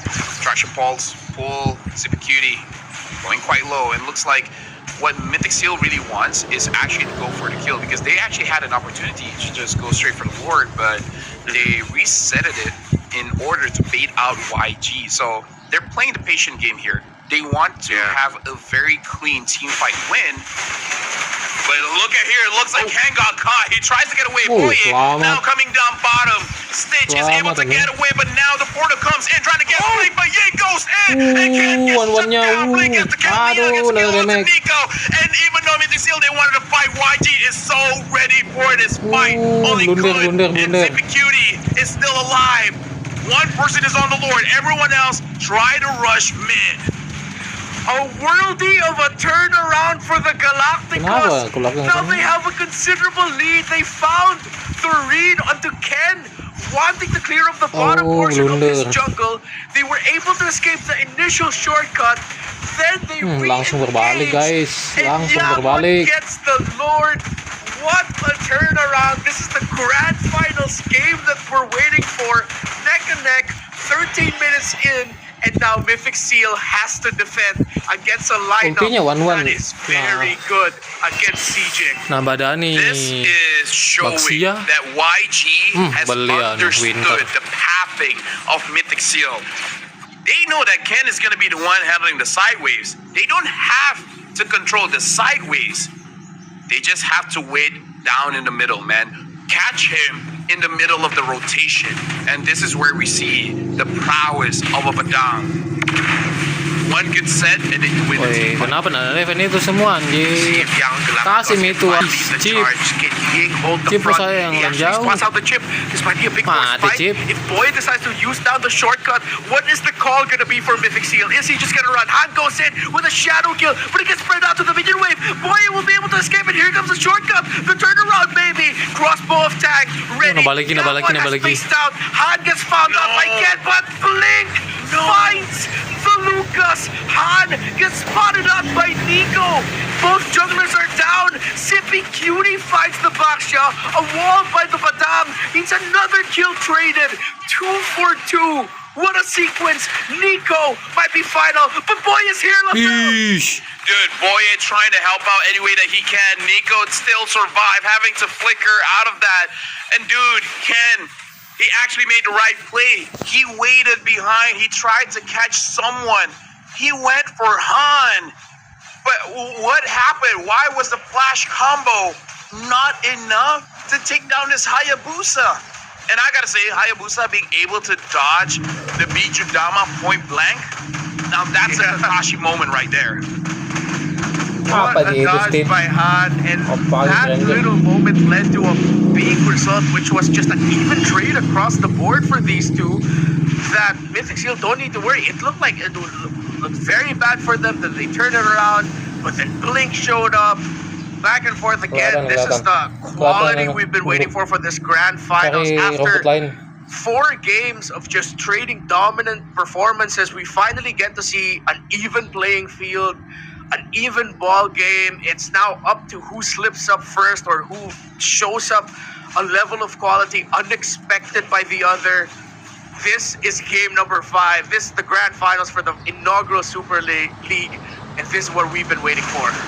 This is crazy, man, but I gotta say this. The one that has to take down the tank, the Boxia here from Ying, is not the marksman. It's actually the mid laner, because Zippy Cutie, like, yeah, you have great attack speed, but Boxia loves that. 1-1, Kimi, Claude, give him all these attack speed heroes, and Boxia will be smiling. Like, Boxia could die for sure, but maybe in the next 3 patch, it will take such a long time. It gives room for Hana and Stitch to deal the damage. 1,400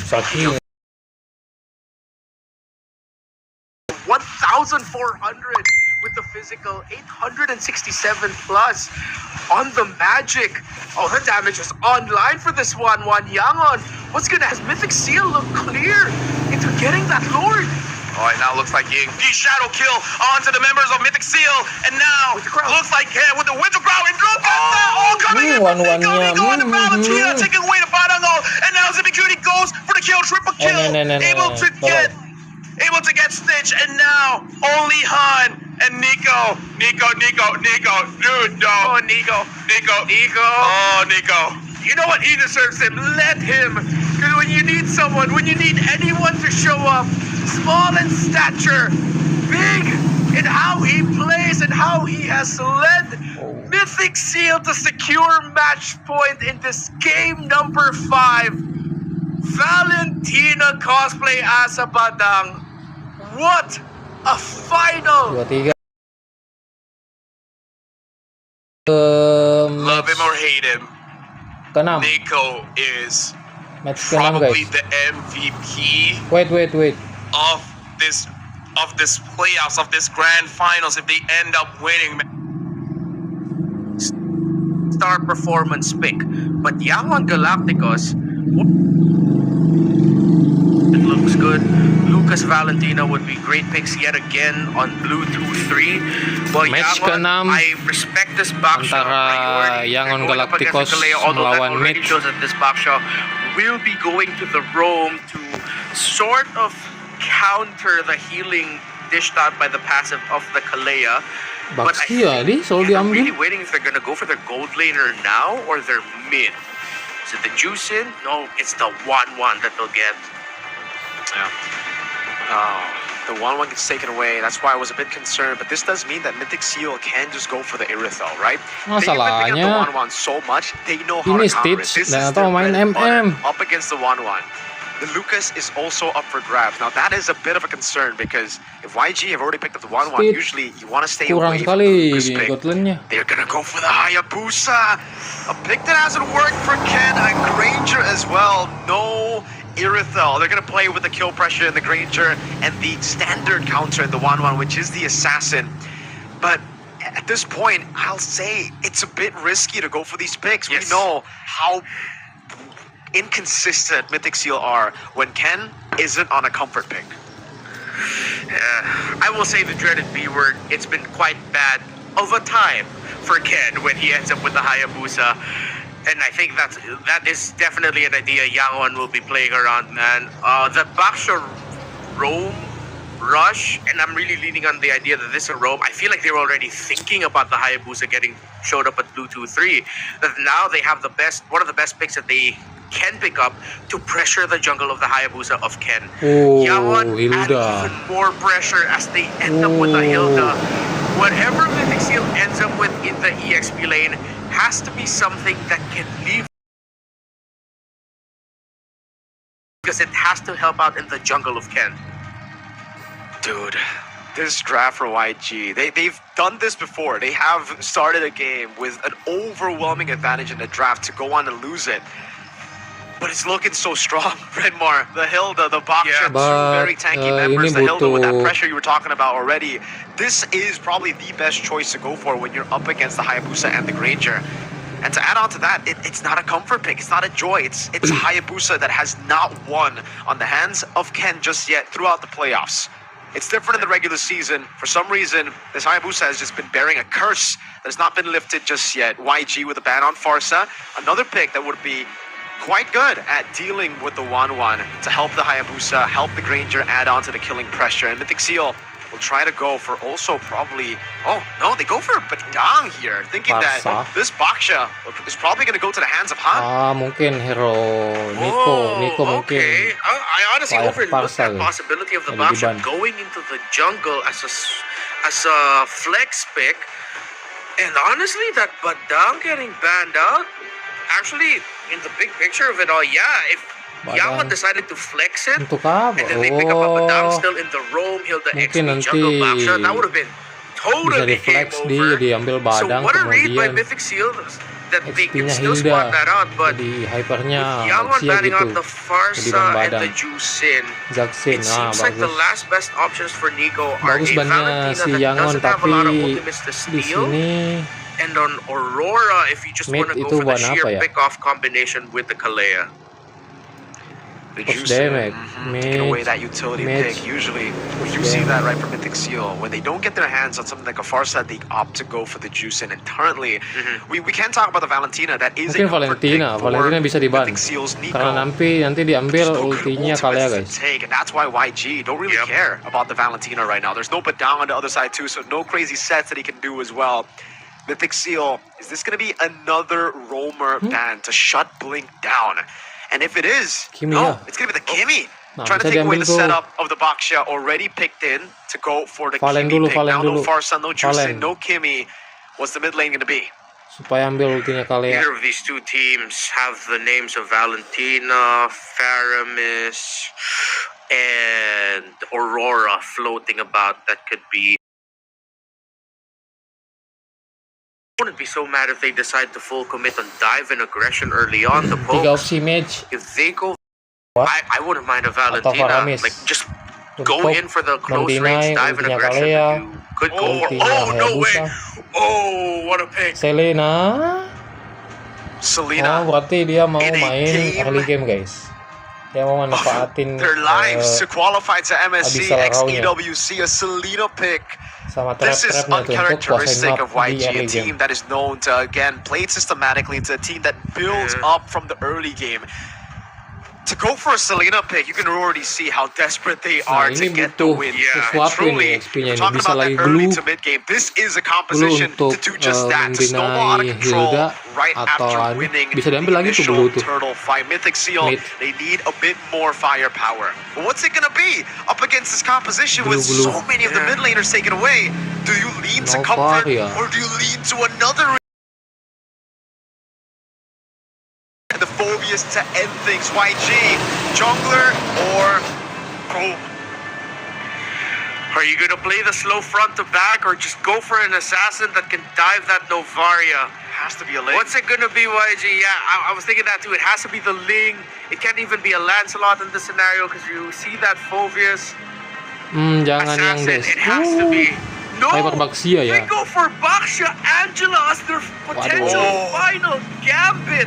Tapi enak sih untuk They still bantu swerve the jungle. Baksha into the Selena jungle. karena Okay, Selena you, itu termasuk not only hero is it yang for the Baksha, it apa could ya, also be for the 1-1 bagus in banget the untuk late game. And bantu even when the 1-1 doesn't have the hyper items jungle, yet, guys. you can use the Angela pairing with it so that you Tapi yang empower it mahal a di little sini bit itu earlier. pikannya Poveus. And you won't, Mahal you dia. won't get so much damage, but it's still going to be really strong. But with Mythic Seal having the Novaria, that means a good amount of the initial burst that can actually be dished out by a Star Shatter could just be recovered through.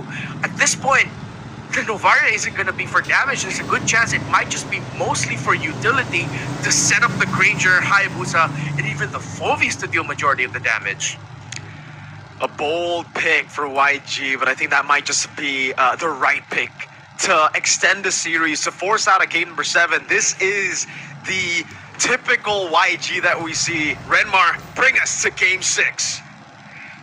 This could be destiny finally achieved by Mythic Seal, di sini match or for point Young One dari mid. Galacticos to just deliver another nightmare, to force another game 7 against a team that has a history of dropping in those scenarios.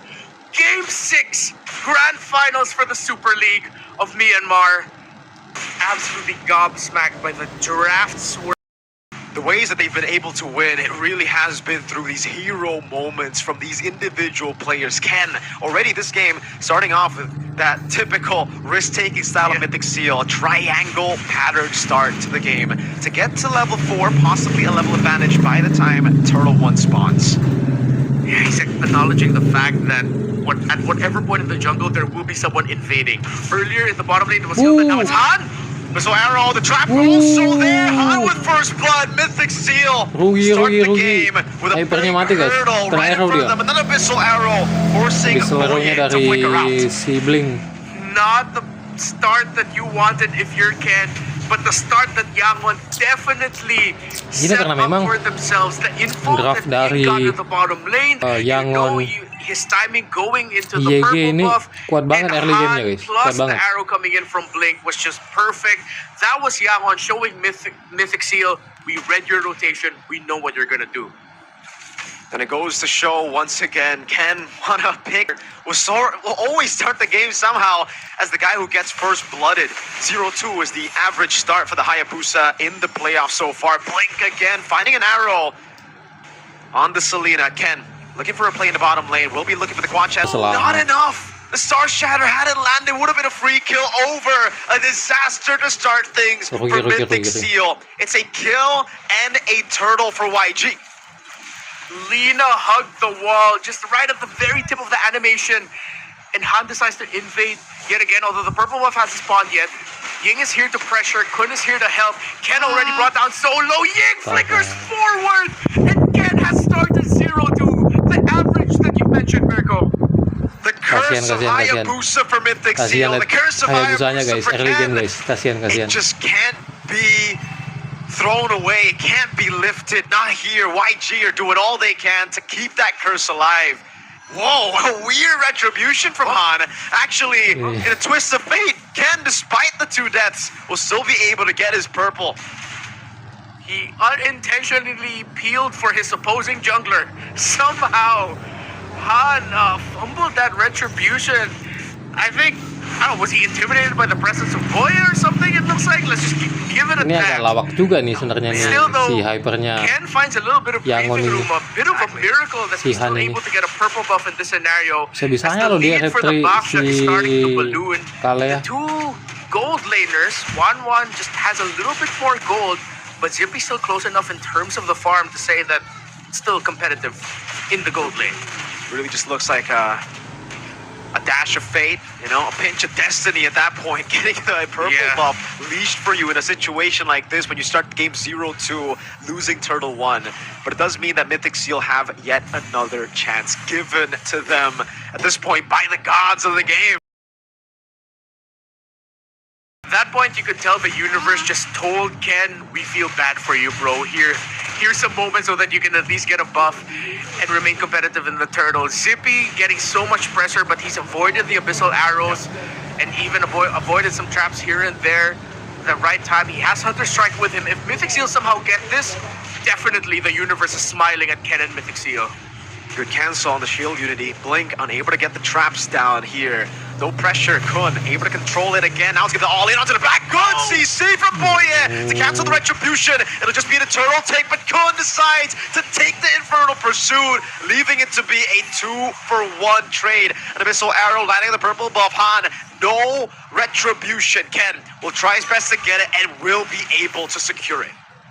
They decide to back for Mythic Seal. Oh no, Blink eats an arrow! Zippy Cutie trying to hold on! Can he survive? Lost somewhere on the map, somewhere in the fight. It could have just been a 2-for-1, 2 kills for the turtle to stabilize the game, but Zippy was ganked. YG really pushing the tempo, really understanding that this composition needs to snowball in the early game. Ying is 4-0-0. This is literally the best route that YG could have possibly chosen for the Hilda, the man who can bully Novaria, Granger, and Hayabusa to be the one with 4 kills at the start of the game. That's why Yangon decided to not go for an assassin. They knew the Hilda was more than enough. That landing abyssal arrows and Han going in at the right time would be enough. That they had the tools to pressure the back line. And the Hilda pick that once we saw it, we knew the absolute pain Ken and Mythic Seal would have is the one absolutely shining for Yangon. Stitch goes bottom and will be able to take the tower there, but it's a cross-map trade for objectives as Mythic Seal get the tower up top. Still, 3,000, very close. Kun forced to flicker out so that he doesn't get arrowed, but Ken sees the Hilda and backs off. YG are within their power spike. Stitch has just been farming up a notch, a whole level lead. But for the gold laner, Stitch, again with the pressure in the mid lane, can go and do whatever he pleases at this point of the game. There's no CC that can lock him down with that second skill. Zippy Cutie pops in and buys the Sky Piercer, but look at the damage! damage. Oh, Ken forced to use the quad shatter defensively already. A shot for the Star Shatter tickles Han. A free XP-nya neutral Yangon ini objective once kuat more banget to guys YG. sebenarnya sih kalau lihat. And it's Meskipun dia starting to punya look jungle itu even poke worse for banget guys. Mythic Seal as that Jungle-nya turtle going to poke, them means kemudian Yangon will now have full control at bot this lane-nya juga portion of poke the banget game. guys kalau dilihat And it will gamenya. take a major error from Yangon Galacticos for Mythic Seal for them to be able to turn it around. Han is too farmed up, too tanky. Stitch way too comfortable in the farming that even if he somehow gets picked, there will be a hard guard waiting for him. Zippy was safe, but he still somehow got hit by an Abyssal Arrow by Blink. We might just actually be already going to a Game 7. Mythic Seal, if he can't escape the shadows of that Game 7, man. They really can. Back-to-back arrows too from Blink, who again is on a pick that we call the desperate pick. But when you're this good, no wonder it was the game changer. No wonder they put all their marbles into the Selena pick, into the Angela too. They know that they have enough damage. This will be a big problem for YG as we get into the later stage of the game, though. That's the only hope that Mythic Seal are trying to hope for at this point. Like, it's just YG having, I would say, a composition that falls off. A Winter Crown will deal with the 1-1, a Wind of Nature, same goes. And then just a few Athena Shield Radiant Armor, I think just that is already enough to deal with Blink. Yeah. Radiant Armor especially, because once Stitch gets into the realm of building that Windtalker, that crit build 1-1, then definitely that's going to help with the magic damage dished out by that item. So Mythic Seal, they have to slip anymore. They cannot lose.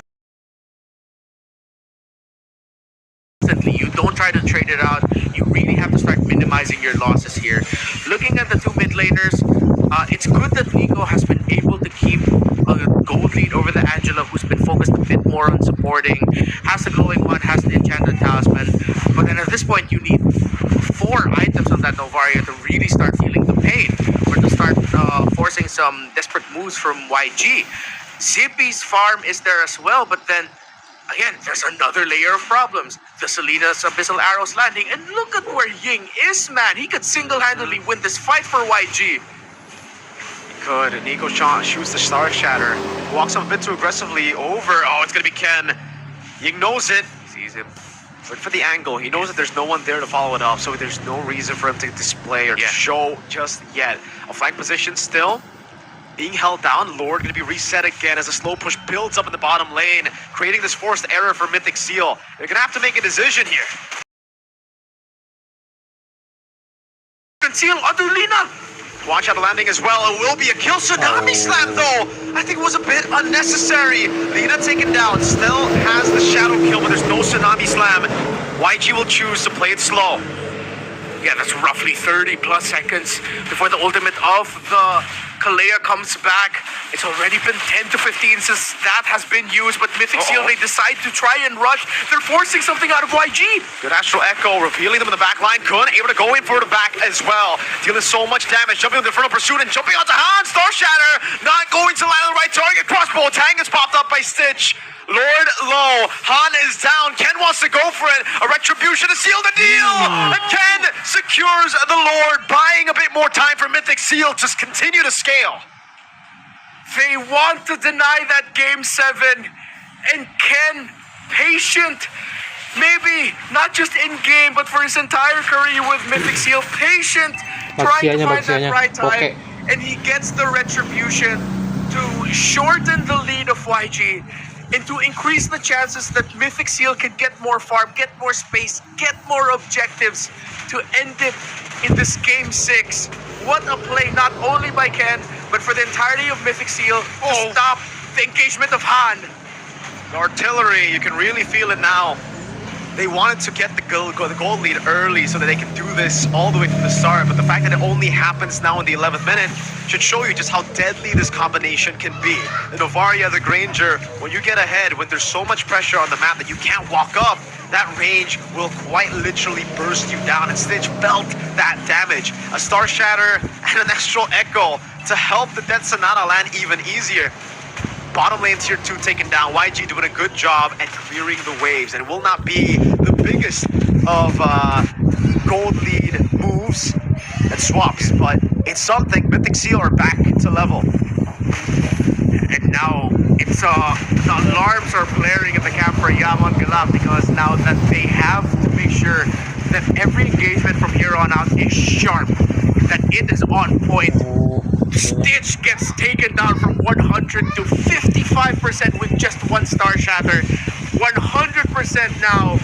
The pressure is on Yangon to not mess up, to play the cleanest team fights because one Permasalahannya team di fight sini, that was just siapa yang bisa not stop the approach that they Moveus? wanted was the turnaround moment. Once Han went in and Boye got that title strike first activation, the suplex on that Baksha, stopping him, Mythic Seal, they backed off at the right time and then re-engaged and then got the Lord. We've seen this all throughout the playoffs from Mythic Seal. They're good for that longer engagement, that push and pull. They're really crafty with it. So Yangon needs to be sharp. Definitely do. Wind of Nature already in the inventory of Stitch with the Malefic gun too. Item-wise, this is where we start to see that fall off, I would feel. Wind of Nature for Zippy, but for Mythic Seal, I think the main item that they need to get to deal with Stitch should be the winner crowns for their frontliners. Kun, in this game, I think he's just fallen behind so much that he can't really afford to win a crown. He has to go for some more defensive items before he does it, before he commits to that build. But truly, if they want to win, they're going to have to deal with it. Tsunami Slam, trying to dodge away from his Shield Unity. It's an all-in, but it's onto the Baksha. So far, good damage. Now the Quan Shadow also on Ham, but Ken will stick to his guts and save the Shadow Kill. Selalu No more offset loh ultimate ini for the siapa? Angela, no more ultimate for the Baksianya Baksha. guys, selalu offset. That decision by YG to try and pick Boye, and the fact that Boye was still able to get the Tsunami Slam off in time to reposition that fight, this might actually end up becoming so bad for YG in the long run. They will try to contest. It's do or die. Do they have the info that he already used the Retribution? It seems like they do. They restarted again. Han with the Shield Unity. Now Han has the red tree back up. That advantage is completely gone. The ultimates are slowly but surely coming back too. Lina, there's a bit more for the Heart Guard to come back, and Mythic Seal will have to reset. We'll have to send someone back up top to manage the waves. Ultinya Baksha nggak It's ada, too close to ultinya count. nggak Mythic ada. Seal didn't want to risk it Coba anymore. By the bagaimana time stop it got one-one close si enough for them Pove. to actually win the Pove yang retribution, stop it was just one-one-nya. 2 more seconds. Now YG Karena dia yang re-engaged punya damage as they know that besar. there are members of Mythic Seal opening up the map. Astral Echo, this doesn't look good for Mythic Seal. Slow poking game for Mythic Seal. YG knows it. And if Tapi Arrow main- lands on Kun, Shield Unity as well. Going to be cancelled out by Kun. Main With a aman good dark banget dia. wave. Now an all in onto the back. Tsunami Slam knocking him down. Another Star Shatter. But Ying is able to flicker out. No engage as Kun does the same. Disengage already. A wave in the mid lane. Taking a tier 2 for free. Stitch, half HP, has to back away for a bit. Mythic Seal holding on to the Lord. Moments like these are what separates boys from men and men from champions. One moment of heroism or one mistake is all that separates Mythic Seal and Yangon. Mythic Seal from finally securing an international slot and becoming the first ever Super League champions, and Yangon from forcing Game 7. Too close to call, but the difference makers are online. Nico hurts so much, and he is stopping every From Blink, he caught it right as Boye was on the wall. I think he popped in the flicker. This is an interaction that we've seen before. Let's see, Boye has a Tsunami Slam. We'll be trying to go for it already. That's gonna be the arrow from Blink that lands on Ken on the Hayabusa. Han secures it for the team. Kun jumps in, but it's right on the Stitch. Ying will be taken down. It's gonna be a big shutdown, a big bounty over with Blink falling as well. But YG were the ones who got the Lord. They blinked and they missed it. The angle was found. He threaded the needle. Abyssal arrow on the right guy. On the guy who was supposed to be the hero for the moment for Mythic Seal was the one who ate the Abyssal arrow of Blink. What a play by the Selena. Desperate as the pick may be, it has showed up in this game when they count. But Mythic Seal can still defend this Lord without the problem. YG, it's their turn to buy time and buy space with a Lord they were able to steal away. I don't know if they want to buy time though, Renmar. Again, YG, when it comes to the late game, they do fall off in damage. Winter Crowns have still not yet been built. And again, YG have just been trading equal despite getting the Abyssal Arrow on the right target, despite getting their proper win conditions in. if Mythic Seal play it right, if they don't get caught by that Abyssal Arrow onto one of the carries, this is still a Mythic Seal game to win. This is a game that they have taken all the way from the start, getting dismantled, getting dominated. They've weathered the storm truly. Fleeting time already for Boya too. We wait for a moment. We wait for someone to turn something around. Mythic Seal are now deciding to play as 5, a very tight formation as YG are spread out. 1-3-1, 1-2-2, all evolving in different versions. 1-3, and they'll have the Angelos sitting back, as most Angelos usually do in the scenario, waiting for a good heart guard moment. Actual Echo. Nico has to be the guy right now. His avoids an arrow and avoids getting bumped. Big moves by YG. They really are just trying to bait out, just trying to feign out a flicker, a battle spell, right? A resource at least from Mythic Seal. If they get it, it's a massive value at this point of the game. Again, why this Selena can be a crazy game changer is the fact that there's no Purifies on the board for Mythic Seal. Here, in the 18th minute of the game, you get hit by that Abyssal Arrow in just an opposition by a bit, you're dead. You're going to be taken now. There's so many members that can just follow it up. So much mobility on the side of YG. But it'll all come down to who gets this Lord. This is going to be an Evolved Lord spawning in the 18th minute of the game. And it might be the final Lord of the game. You see Mythic Seal doing everything they can to check the map, provide vision. Boy, oh no, this looks bad for Mythic Seal. Tsunami Slam, Abyssal Arrow! Oh, so close from landing. Now it's going to be the all-in from Ken. Jumps in the Shadow Kill too. Yay! Taken down by Ken! One member down right as the Lord spawns in the game. Mythic Seal have a ticket that they want to punch in. One member down, but they can still fight this out. But big ticket ultimates are gone. Mythic Seal, they have a ticket in their hands. Astaga, Selena. Blink taken down, crossbow attack ready, win a crown, but it's not timed in perfectly. Goes in on Simply Cutie, has a win of nature, buys a little bit more time, but with the Angela, it turns everything around. Stitch going for the chase, Ken in the bush already, doesn't have the shadow kill, the quad shadow comes in, and won't be able to escape Lina. With the flicker forward, Ken jumps back in, and he goes back, but he's met by Lina, who was waiting there. Now it's YG who's pushing the tempo. A massive play for YG to save the day. Nico has to be the hero. He'll use the Astral Echo, the Star Shatter. He won't have another one. He won't be able to steal it away unless somehow he does. That's the Retry. And now Yangon are gonna be knocking at the gates of Mythic Seal, knocking on the gates of Game 7. Mythic, they slipped. The stars lined up for Mythic Seal, something we cannot guarantee in the final game, something we cannot guarantee in this Lord push. It is an Evolved Lord, and YG already had a very tanky lineup. This damage reduction as they group up together with the Lord might be too much for Mythic Seal to deal with, but fortunately for them, YG did not have time to manipulate the waves. It'll only be one wave coming down. An Abyssal Arrow landing in the back again. Shadow Kill already zoning them away from the Lord. Evolved Lord will be dealt with by Mythic Seal. And once again, they have miraculously stayed in the game. Nico and Ken. Once Nico landed that Star Shatter, Ken smelled blood. He knew that he needed to pop that Shadow Kill to force them back, and it was the right call at the right moment. Just when we thought Yangon would be getting the victory with that push, they don't even get an inhibitor turret down, a base turret down. One is about to fall, but they do not succeed in their mission, and Mythic Seal have a chance to fight another day. But now the problem is staring them in their face. It's Stitch. It's Lina. It's the 1-1 and Angela combo. That crossbow of Tang feels like it lasts an eternity now at this point. Yeah, I think it was on Kun too, right? Obviously, well played to Stitch, but Kun needs to be patient with his timing on the Winter Crown. He can't just pop it before the crossbow attack happens, because before it happens, Stitch, if you use the Winter Crown before it, Stitch has all the time in the world to wait and then use the crossbow attack. The rest of the team, even with the Winter Crown, wasn't able to get away from it, and that's why we saw a massive play from Stitch. Had he waited, even if he died, by the way, to Stitch's basic attack, it will be better than giving a crossbow attack translation over of Zippy Cutie. Patience is the name of the game for Mythic Seal. For Kun especially, they cannot panic in these moments. Yeah.